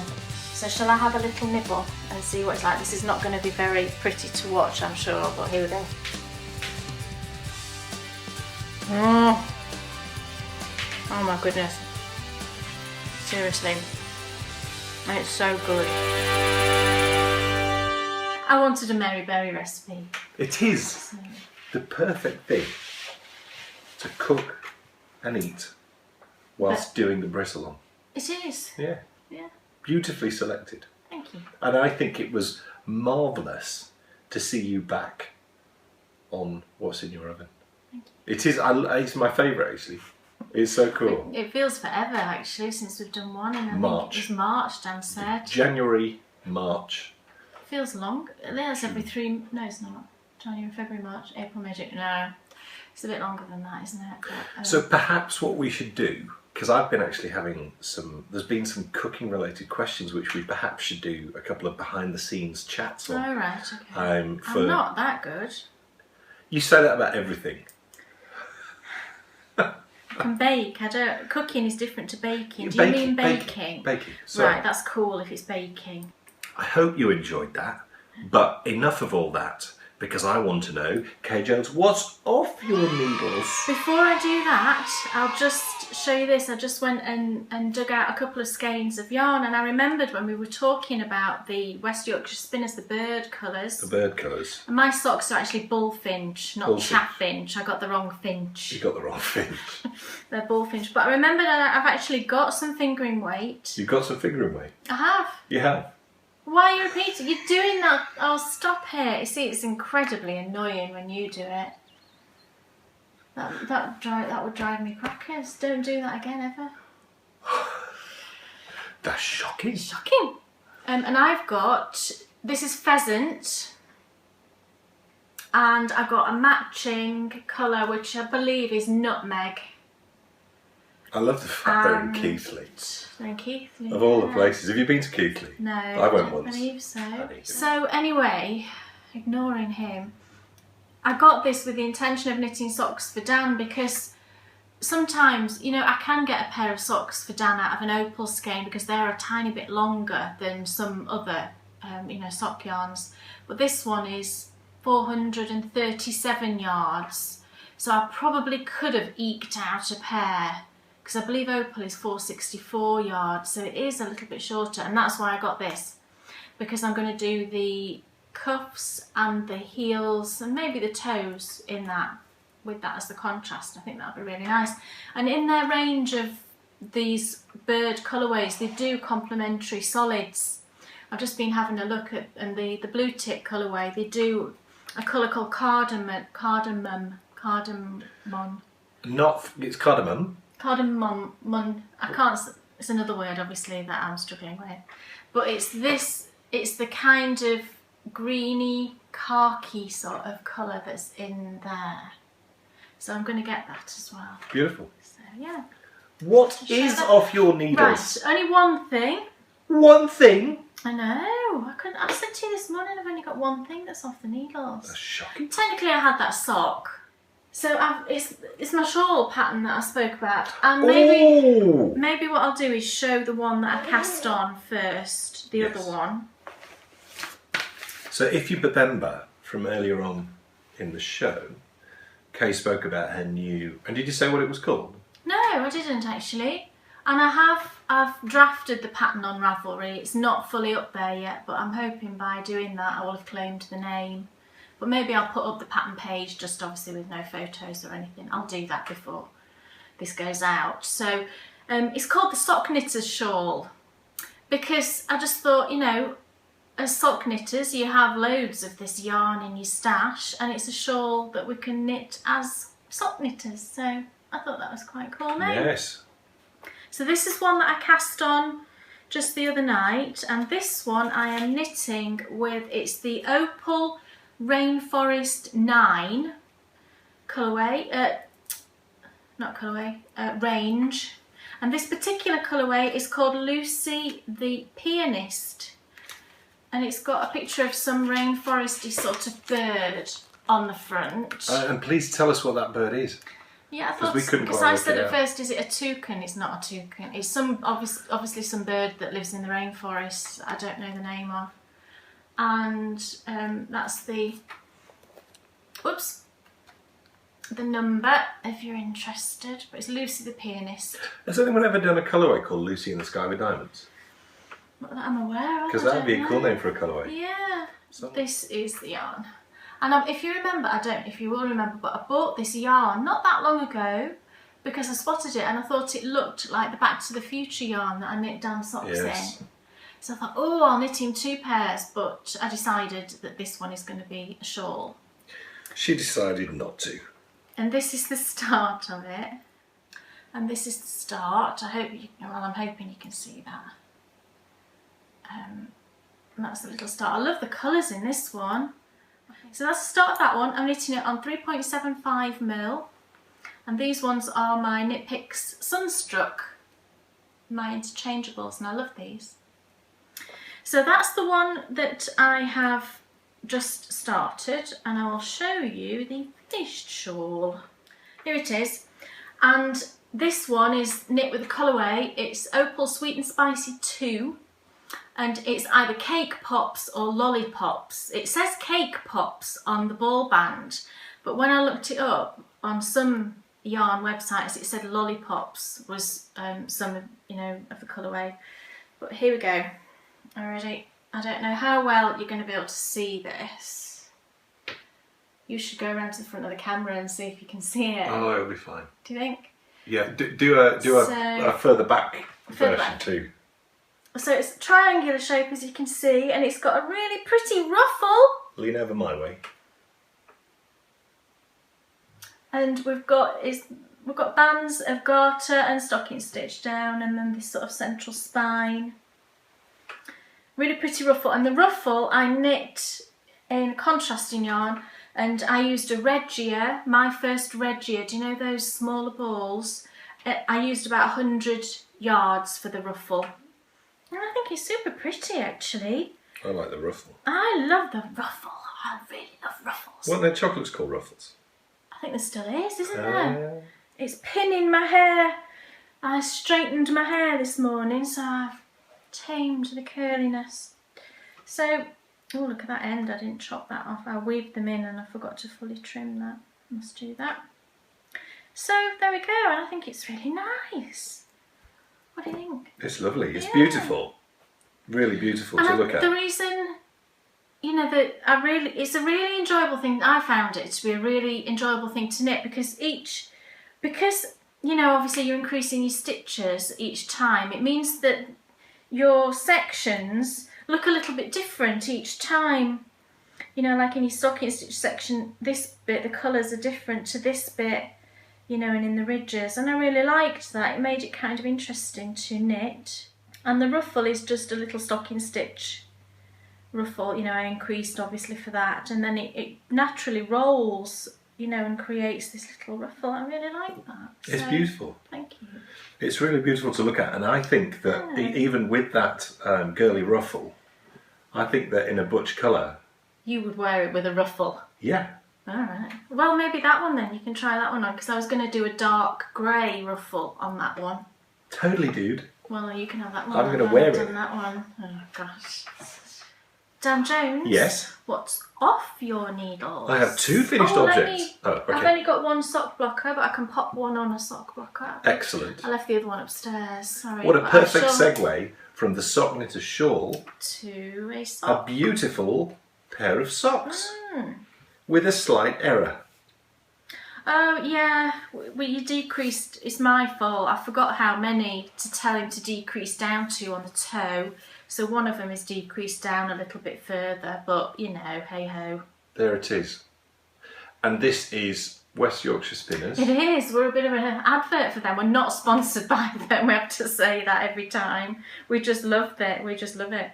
It's West Yorkshire Spinners. It's Air Valley DK. Gosh, and what's the colourway? That took some thinking. It's rainbow. But it's not, is it? I'd have called it Coco the Clown. It's not rainbow to me. I'm sorry, West Yorkshire Spinners, but no, it's not. Rainbow. Without a purple, red, orange, yellow, green, blue, indigo, violet. What's that there? Well, it's a tiny little. It's where the red has met the blue, and you've got like literally 3 stitches of a purple. Right. I don't think that qualifies. Still pretty. Yes. I have tried them on, and they fit lovely. Do they? They do. I'm really pleased. Yeah. Because I was worried they weren't going to, as were you. Yeah, because you knit them so tight. But, I've washed them and they have, they've loosened off some, so I don't think. If I can nail the heel turn, I really do enjoy knitting a sock. Yeah. I know I knit them on bulky yarn. Well, DK is not that bulky. Right. Well, I always feel like I'm slightly cheating, but to me it doesn't feel like it's not a long project. Not when it's on not on this way yarn, not at all. No, very quick. Yeah, but would you struggle to wear? You probably would struggle ever to wear those in shoes. No, unless it was like walking boots. Yeah, and it's good, isn't it, to wear proper wool socks when you're out walking? Absolutely. Yeah. Yeah. But I love. I wear socks in the house a lot. I think a lot of us do that, don't we? Yeah. And I usually wear my thicker weight ones in the house. Yeah. So. That's all our finished objects, isn't it? It is. That's just abysmal. I know. Well, I'm going to sort that out for next episode. Someone asked me to do a short review, and I will make it short. I've been having issues with headphones. I don't know if any of you listen to music when you're doing things, whether it be exercising or whatever you might be doing. If you've got your headphones in, maybe you listen to podcasts or whatever, and it set me off. Seriously, 3 pairs of Sennheisers, nice Sennheisers, have all gone wrong with the same fault, and none of them get heavy usage apart from Bridie's, and she only wrecked 1 pair. So, okay, 2 pairs of Sennheisers, if you just talk about my ones. Yeah. And it made me think I need to do something about it, because what's the point in going and spending 20 or 30 quid on another set of headphones that are going to break in 3 months? So I started to research Bluetooth ones. Bluetooth are the ones which, with an Android phone or a iPhone, will work wirelessly. And do you know what? The reviews, and it makes me start to wonder about reviews on Amazon. Because I don't know about you, but I tend to... Do you ever read reviews? You do read reviews on Amazon, don't you? I do sometimes, yeah. Because I read a lot of reviews, and dreadful headphones were getting really good reviews. And the set of Bluetooth headphones that I ended up getting were getting not great reviews. Really? Yeah. And I then started to see in the course of looking at these reviews that some of these reviews had been incentivized. And it just starts, and I suppose that makes business sense. If I had a product and I wanted to get some reviews out there, the one thing I wouldn't do is bribe people to give it a positive review if it wasn't a good product. But I suppose that comes down to the type of person that you are. And that's when it sort of made me think, do you know what, I'm just going to go on my knowledge of headphones, which is fairly high. I bought some Plantronics Backbeat Fit So Plantronics Backbeat Fit. And looking at all the, all the specs that were out there, they seemed like the best ones to buy. Go and look at the Amazon reviews and you might think, oh no, I'm not getting those. I thought, right, I'm going to get them. And do you know what? They've been absolutely brilliant. No longer is there a wire running down. They stick in your ears and they hook over the top of your ears. And a couple of people, Kermit Von Frog and Liz Farley-Metzger, had mentioned that they have an issue with their ears and with headphones falling out. And what you find is that there are a number of types of headphone. And to cut a long story short, the ones that you'll be having issues with are what's called ear canal earbuds. Ear canal earbuds are ones that actually plug into your ear canal. I didn't like those white ones you gave me the other night. I couldn't get them in my ear. Those are not ear canal earbuds. Massive.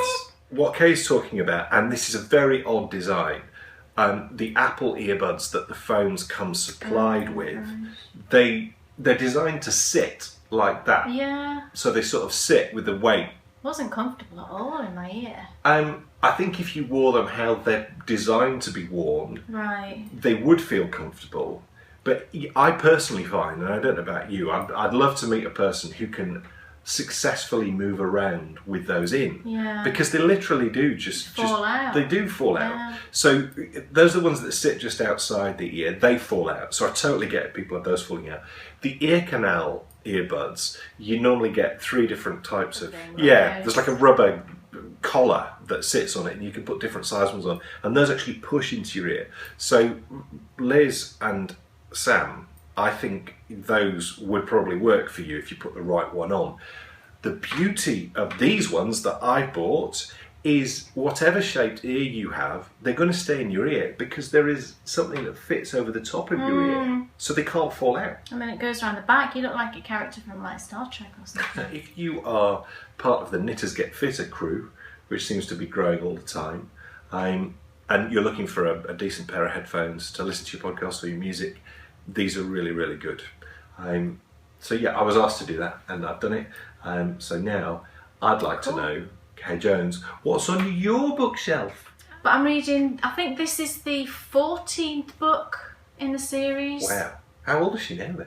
Well, it's only, it's a few years, but she's not really substantially older. How old is she supposed to be in it? I've always wondered that. I don't know, actually. I would guess she's probably heading towards 40, I would think, or she's around that sort of age, I'm guessing. Because before I saw the TV programme... She was married previously and she had a baby and she lost the baby. Before I saw the TV programme, I always, in my mind, she was an older lady. Yeah, no, well, she's not. She's my sort of age, so I would say... I wonder who has seen the TV programme. Oh, well, if you haven't, they only made the one series because, as we said before, was it the director? Anthony Minghella died. He passed away, yeah, so they didn't make another series, and it's really excellent. And I bought it recently on DVD because I thought Bryony would love it because she loves detective type things, and she does absolutely love it. We've watched them all twice, I think, now. So it's really worth getting the DVD. It wasn't expensive off Amazon at all. No. It's really excellent, the series. But this one, like I say, is the 15th, and it's the minor adjustment beauty salon. And things have moved on, and her sidekick, if you like, is her secretary come assistant detective, she likes to call herself. That's Mama Cootsie. She's had a baby now, a boy. Right. What's his name?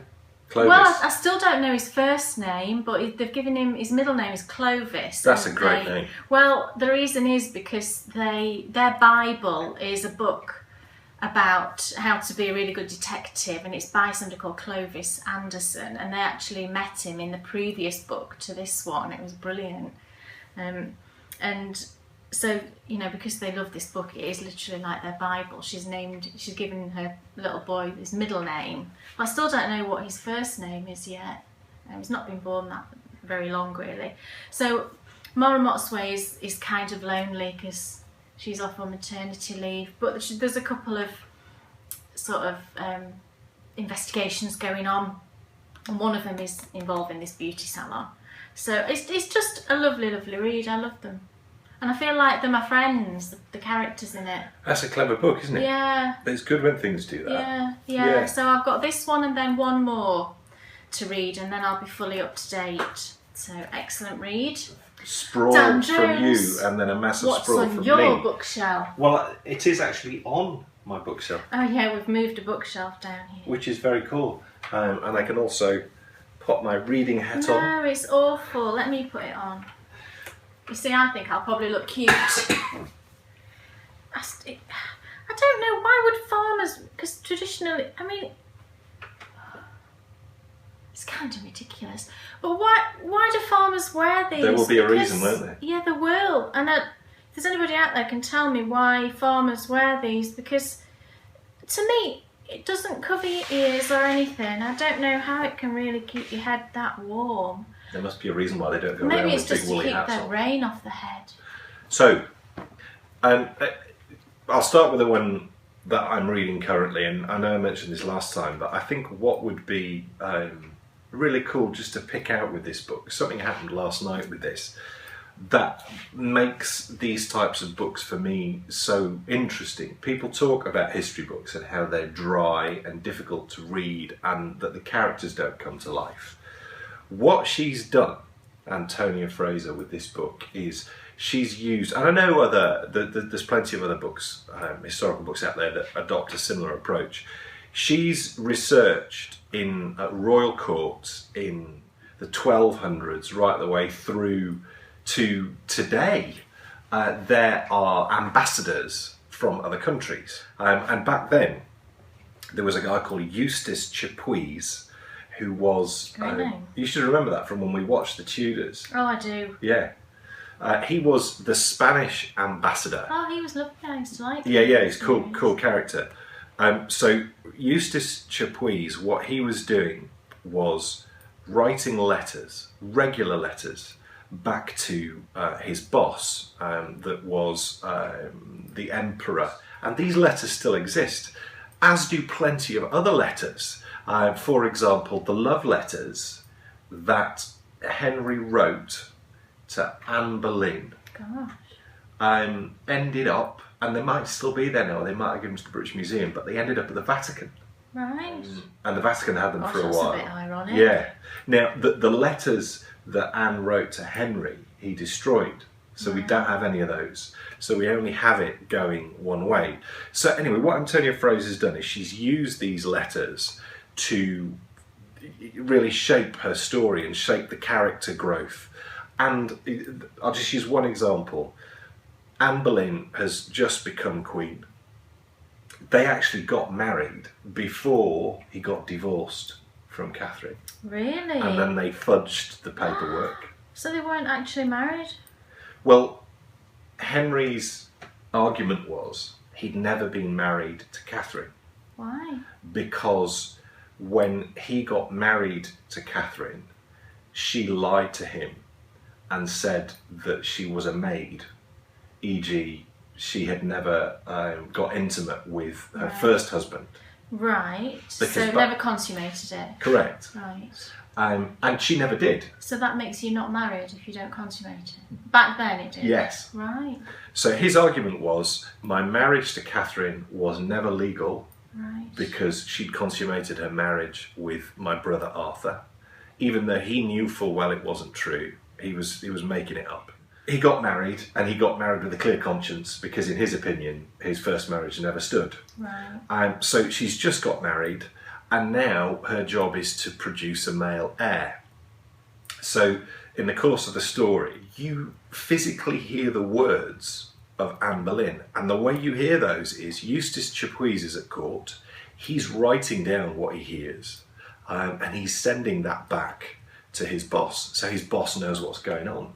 So she's very early on in her pregnancy, too early on really to come out and start boasting about it. She's 4 weeks gone. No, right. She comes waltzing out of her Does rooms she? into court, and she's not allowed to say, I'm pregnant. She doesn't want to say I'm pregnant. So she says, do you know what? I'm addicted to apples at the moment. I just have to eat loads and loads of apples. Right. And then she laughs, turns and walks back into her room.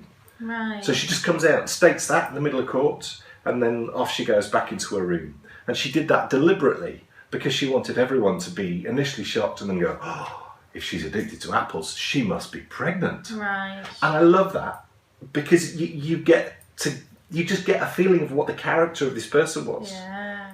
I'm through to Henry's just got divorced, or just in the process of getting divorced from Catherine. He's now in the throes of passion with Anne, and I mean the detail that you get is unbelievable. You actually know when their relationship was consummated. You know the year it happened. Right. 1532. Gosh. What else Cool. is on your bookshelf? And this literally did come from your bookshelf. It did. And it's been well used. It's covered in chocolate for the most part. But this is a... And that is from when you're cooking, not from when you're sat there eating chocolate. And it's... No. The recipe that I've done today is not directly from this, but there's a very, very, very similar one in here, which I think it's, you know, the quantities are just slightly different. Oh, yeah, the quantities, I bet you'll have spoken about that. Yeah. So it's Mary Berry Cooks. She brought this book out, it's probably maybe 2 years ago now, is it? She did a series called Mary Berry Cooks, and you know, as goes 2014, gosh, it was only last year. I should have written. You should have written in it, yes you should. And it goes along with a TV series that was on last year. I thought it was the year before, but time obviously flies.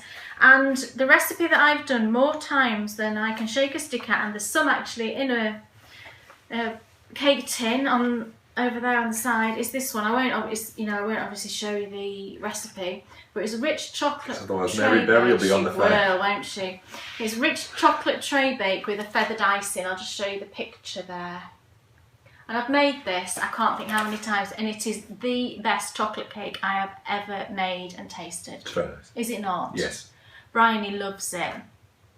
And, you know, I would have bought this book for that one recipe. It is that good. But I have done quite a lot of other things in it as well. And before loads of people ask, unfortunately, we can't do that recipe on what's in your oven because it's not. What we like to do is recipes that you can access free of charge online. It's like a paid-for pattern. It's exactly the same thing. You know, this is in a paid-for book, so I can't show this recipe because then I'd be breaking whatever copyright it is. Yeah. So buy the book and make it. So that's what I wanted to say. I do recommend you getting this book because it's got just some fabulous recipes in, and there is a recipe for scones in here. Tea time scones. But it covers a whole... It's interesting, isn't it? Because it's not just baking. She's become famous, really famous, because of the cooking program. Well, the Bake Off, yeah, but I mean, she's done this all her life. But she's been on the TV for most of her life. Her story's so interesting as well. We saw her on. Yeah, we saw. Who Do You Think You Are? Yeah, and she's got her whole life story is very interesting. She's a fantastic woman. You know. What did she used to do in shops, or she used to travel around? Well, she used to be a representative for a particular brand of ovens. It's when they changed from the very old-fashioned ovens to like electric ones.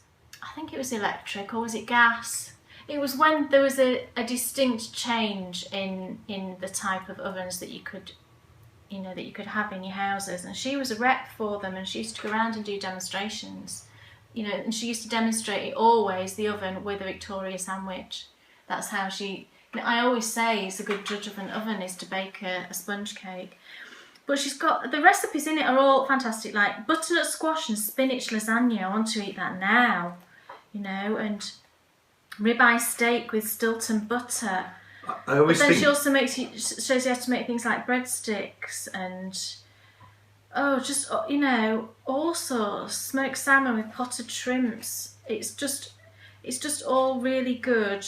You'd want to have it. I saw her make this on the programme, and it's salmon en croûte, but she puts pesto roasted vegetables across the top. So I'll just show you that picture.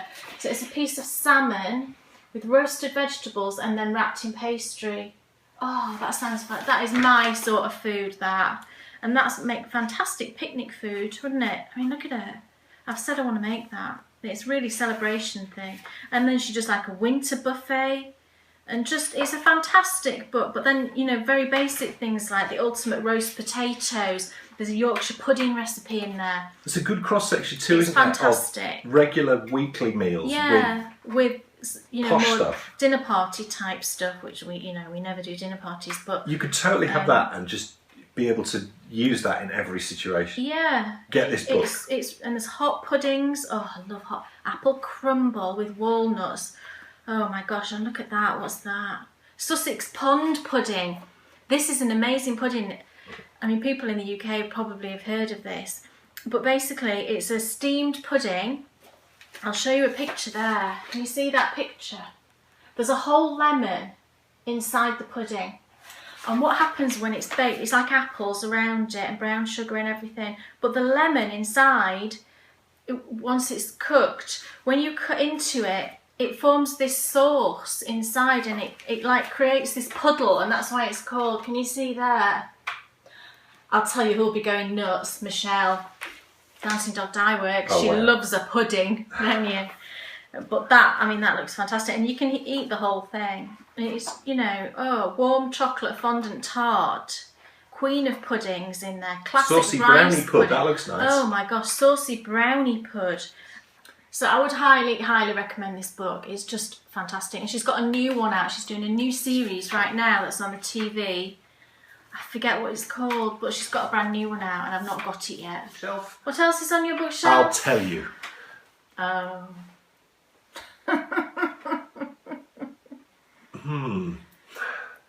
Well, yeah. We enjoyed Outlander. We finished watching Outlander. I got it. You know, I got it. And from our initial conversations with you and then things that have been said on Facebook and Ravelry and Instagram, I got it. You know, with the Amra scenes and all of that, and I got what the program was about. And then about episode 6, it just went off on one a bit. Yeah, it's when, at the point of when, and it's spoiler if anybody's not watched it, it was at the point, wasn't it, when Jamie and Claire left and went back to his home? Yeah. It was at that point, wasn't it? Yeah. And the storyline just kind of fizzled, I think, a bit, didn't it? Yeah, just things happening which just didn't fit with what had gone on previously. You got the direction, there was established characters, and then suddenly those characters are gone. And also, what's happened to her husband? Yeah, it stopped Just going back to see what had gone on, didn't it? Finished with that. Yeah. And also as well, when it got to the point of gruesomeness, to the point Oh of my gosh, it was dreadful. we've I know this is just our personal opinion, you know, but really I don't know anybody that can have enjoyed watching those last 2 episodes. I had to turn it off. and we are absolutely not prudish people. No. We've watched, you know, Dexter and that thing we started watching last night. That the following. Yeah, I'm not easily offended at all, but it really did offend me. And I think it's offensive because of the way it's being directed and filmed. It was unnecessary. That Yeah. was the thing. Things happen in it that are clearly to shock rather than Yeah. to further the story. So what is done? You see, I've never really thought about this period of history very much, and it's now made me interested. Yeah. So the story, the books, I was maybe, really interested in the era, and I think the Yeah. costumes were fantastic. yeah. I kept looking at all the knitted things. You know, I loved all that. And the crux of the And story I even accepted. is very good. Yeah, I found that quite intriguing. I liked the idea of that, you know, and I was totally into it. But those latter episodes, it just totally, you know, Blew it. yeah, it really did for me. I'm really sorry to say, and it was all the unnecessary adult scenes with the violence as well. You see, you could get. I could understand. I didn't approve in any way, but I could understand why they were, demonstrating a really passionate relationship. Okay, I get that. But then, as Kay's just said, when you then throw in the full-on... You didn't need to see what happened in that jail cell at the end between Blackjack and needed to do, Jamie. You didn't need to see that. We knew that something really bad had happened. And you knew what that would be. So then to do... Yeah, I was hoping they weren't going to do that. As soon as they did that, I said to you, I was really hoping they weren't going to do this. Unnecessary. Yeah.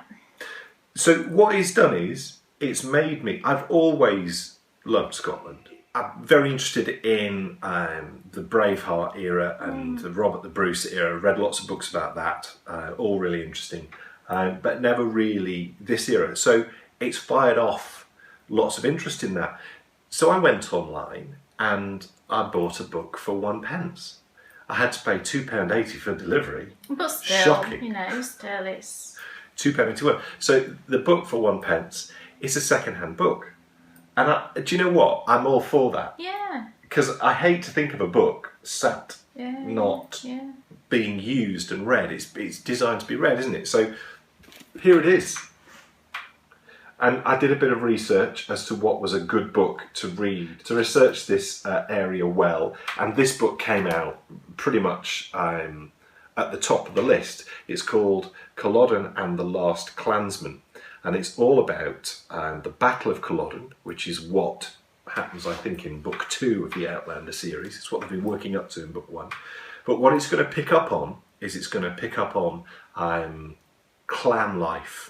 And I'm interested to see how much she got right with regards to clan life. Because there were certain things that were going on that didn't quite tally up with my knowledge of monasteries and things. And I won't go into detail because I wouldn't want to spoil it for you if you do watch it. But I shall start reading this as soon as I've finished the other book. So I will probably have just started reading this by the next episode.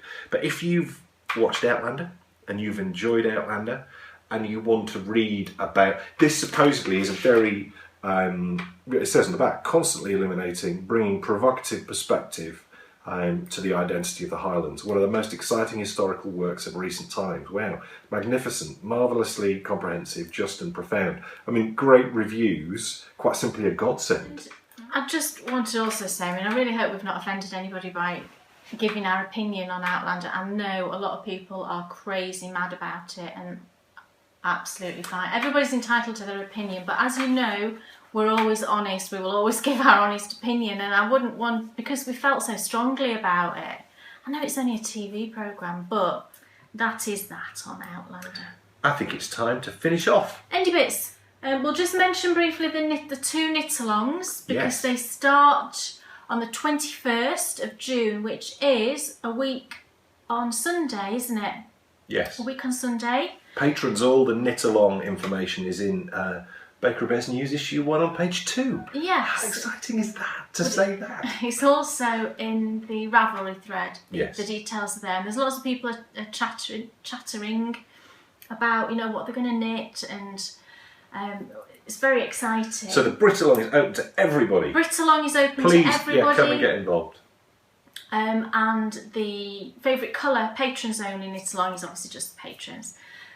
So I have got a few people that are sending me prizes, that have very generously offered to send me prizes. So they're on the way, so I'll show you as they arrive.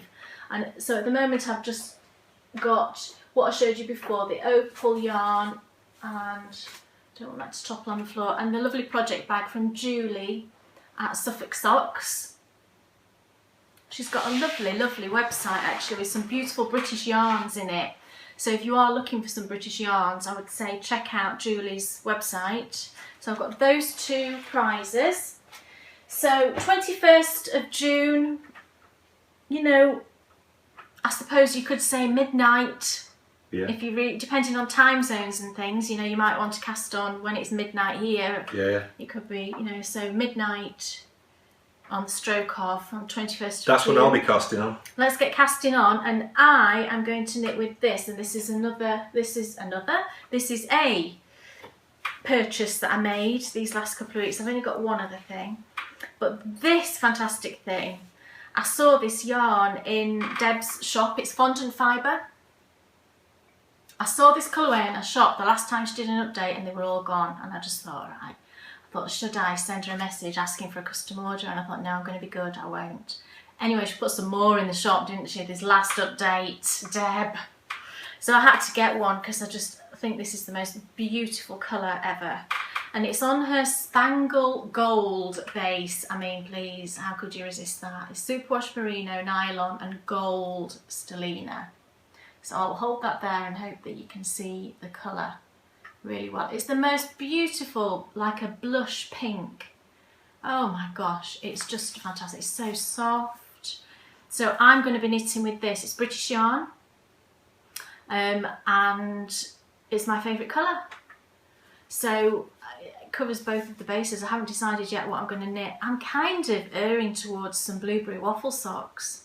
I know really I should be knitting a beautiful shawl, but that's at the minute what I'm thinking of. So that is what I'm going to be knitting with. We need to pause. Do we? Because we forgot to ask. Oh no. What's off your needles and what's on your bookshelf? Oh my gosh. There'll be people out there going, they're losing it. This is terrible. It's a disgrace. It's your fault, you're the director. I know. How exciting though that we get to do two at the same Two at time. once, right. So, what's off your needles? Oh, this person's got the coolest Rav name ever.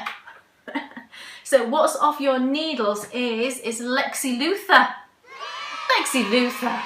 I mean, come on, I want to go and watch Superman now. It's just such a fabulous name. And it's Lexi. She's from Alaska. She's from Alaska, but she lives in the UK now. Yeah. Did you say Suffolk or Norfolk? I've got Suffolk in my head because of Suffolk socks. I think it's Suffolk. Do you think it's Suffolk? Yeah. We had a bit of a back and forward. Ah, right. Yeah. Right.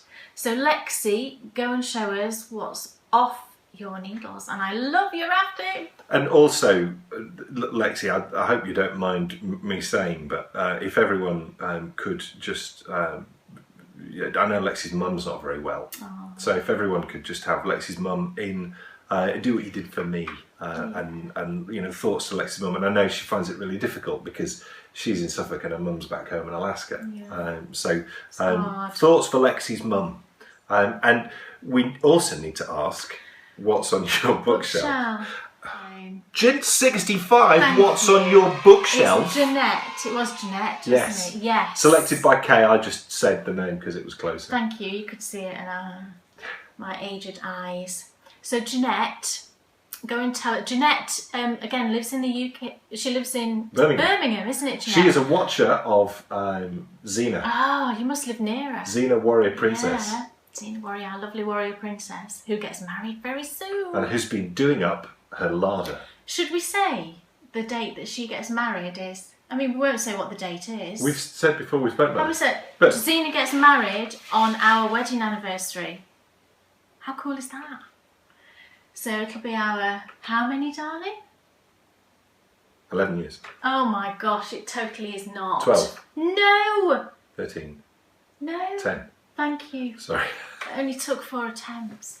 It'll be our 10th wedding anniversary on the day that Xena gets married. Wow. How exciting. That's so cool. Yeah. So Jeanette lives in Birmingham. She's from Shetland. Yes. How cool is that? Yeah. I'd love to visit Shetland. It looks so beautiful. Well, they love it. Yeah, I'd love to go. Go back, I think, as often as they can. Right. Last endy bits. Just another purchase. I bought this weeks and weeks and weeks and weeks ago, and it was on back order, and it finally came. So it's the Regia design line, the Arnie and Carlos, and I think this is Summer Night, I think. I don't know that that's right now I've said it, but it's the one that's got pink and blue and purple in it. So I got those. Super excited, and I've already put a square in my blanket. I put one in straight away when I got those. I'm going to be having a bag update this coming Saturday, the 13th. Is it Mammoth? It's a big one, and this is kind of why I've been so incredibly busy. I decided, because I love this fabric so much, these 2 fabrics that I got, that I'd order a lot more than I normally do. And I'm just stupid. I'm stupid. Anyway, so bag update this Saturday, is 7 PM UK time, and there will be a couple of sweater bags. I think there's about 7 or 8 shawl bags and about 7 sock bags, and then there's 3 of these little notions pouches. So the 2 fabrics are this one. It's Mouse Camp is the name of the fabric, but the pink one is this one. So cute, with a little tin can caravan. How sweet is that? And a little washing line, and really love it. This is the shawl size. And then the other one, it's Mouse Camp again, but it's just a different print. It's the green one. I love this one. Little mushrooms, a little pencil washing line. And they'll all have the little padded heart. There's no smelly thing in this. I don't put anything smelly in here because I know some people are allergic to some smells or not, you know, don't like them. They've all got various different linings. This one's got a spotty one. And this one's got a plain, it's Kona cotton fabric, so it's a good quality, but it's just got a coordinating plain. They're all sort of different lining fabrics, so they'll all be going in the shop this Saturday, 7 p.m. For those of you who have missed favourite places to knit, I'm so sorry, but it's back next episode. Yay! Yay! We'll be starting our new trio of visits. Oh yeah. Yes, and we'll be starting with a place. We haven't said the theme. You need to say what the theme is. The theme is English stately homes. How exciting. We've taken you to Chatsworth before, but we've never taken you anywhere else. So the great thing about English stately homes is they come in all shapes and sizes. And so we're going to start with a place that we used to live really, really close to, but only became accessible to the public in 2001. So it only opens, is it 33 afternoons a year? Yeah, because it does it in May and June. Yeah, lived in like a normal house, and we used to drive past it every day, didn't we? It's just the most. It is called. We don't know yet because we've not got inside it before. But supposedly it's the most romantic stately home in the country. So we'll be starting with Markenfield Hall. Shall I try putting this on? Does anyone remember Crossroads and Benny? Does it look ridiculous? Just the colours, I mean. Do the colours look ridiculous? No, the colours don't look ridiculous. Oh, right.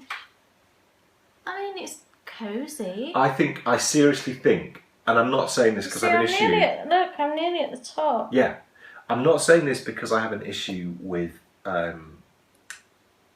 baggy hats, but I think too much of this is going to become too much, this colourway. Yeah, maybe. I'm not going to make it slouchy anyway, not super slouchy. But what you could do is you could make it so it'll be like a tied to the head hat when it's folded over. Yeah. But if you want it, do it like that. And I think then it'll be perfection. Okay. We're done. We are done. Thank you for watching in glorious high definition. Yeah. Next time, we hopefully will have some even more upgrades and things. I'm not used to having my hair down. So next time, even more upgrades. Thank you, patrons. Yeah, we will see you in 2 weeks for episode 27. I mean, Knitalong will have started then, won't it? Because it's a week on Sunday. Okay. Yes, it would have started then. How exciting. Exciting. Cool. Yeah. So see you next episode for more fun. Bye.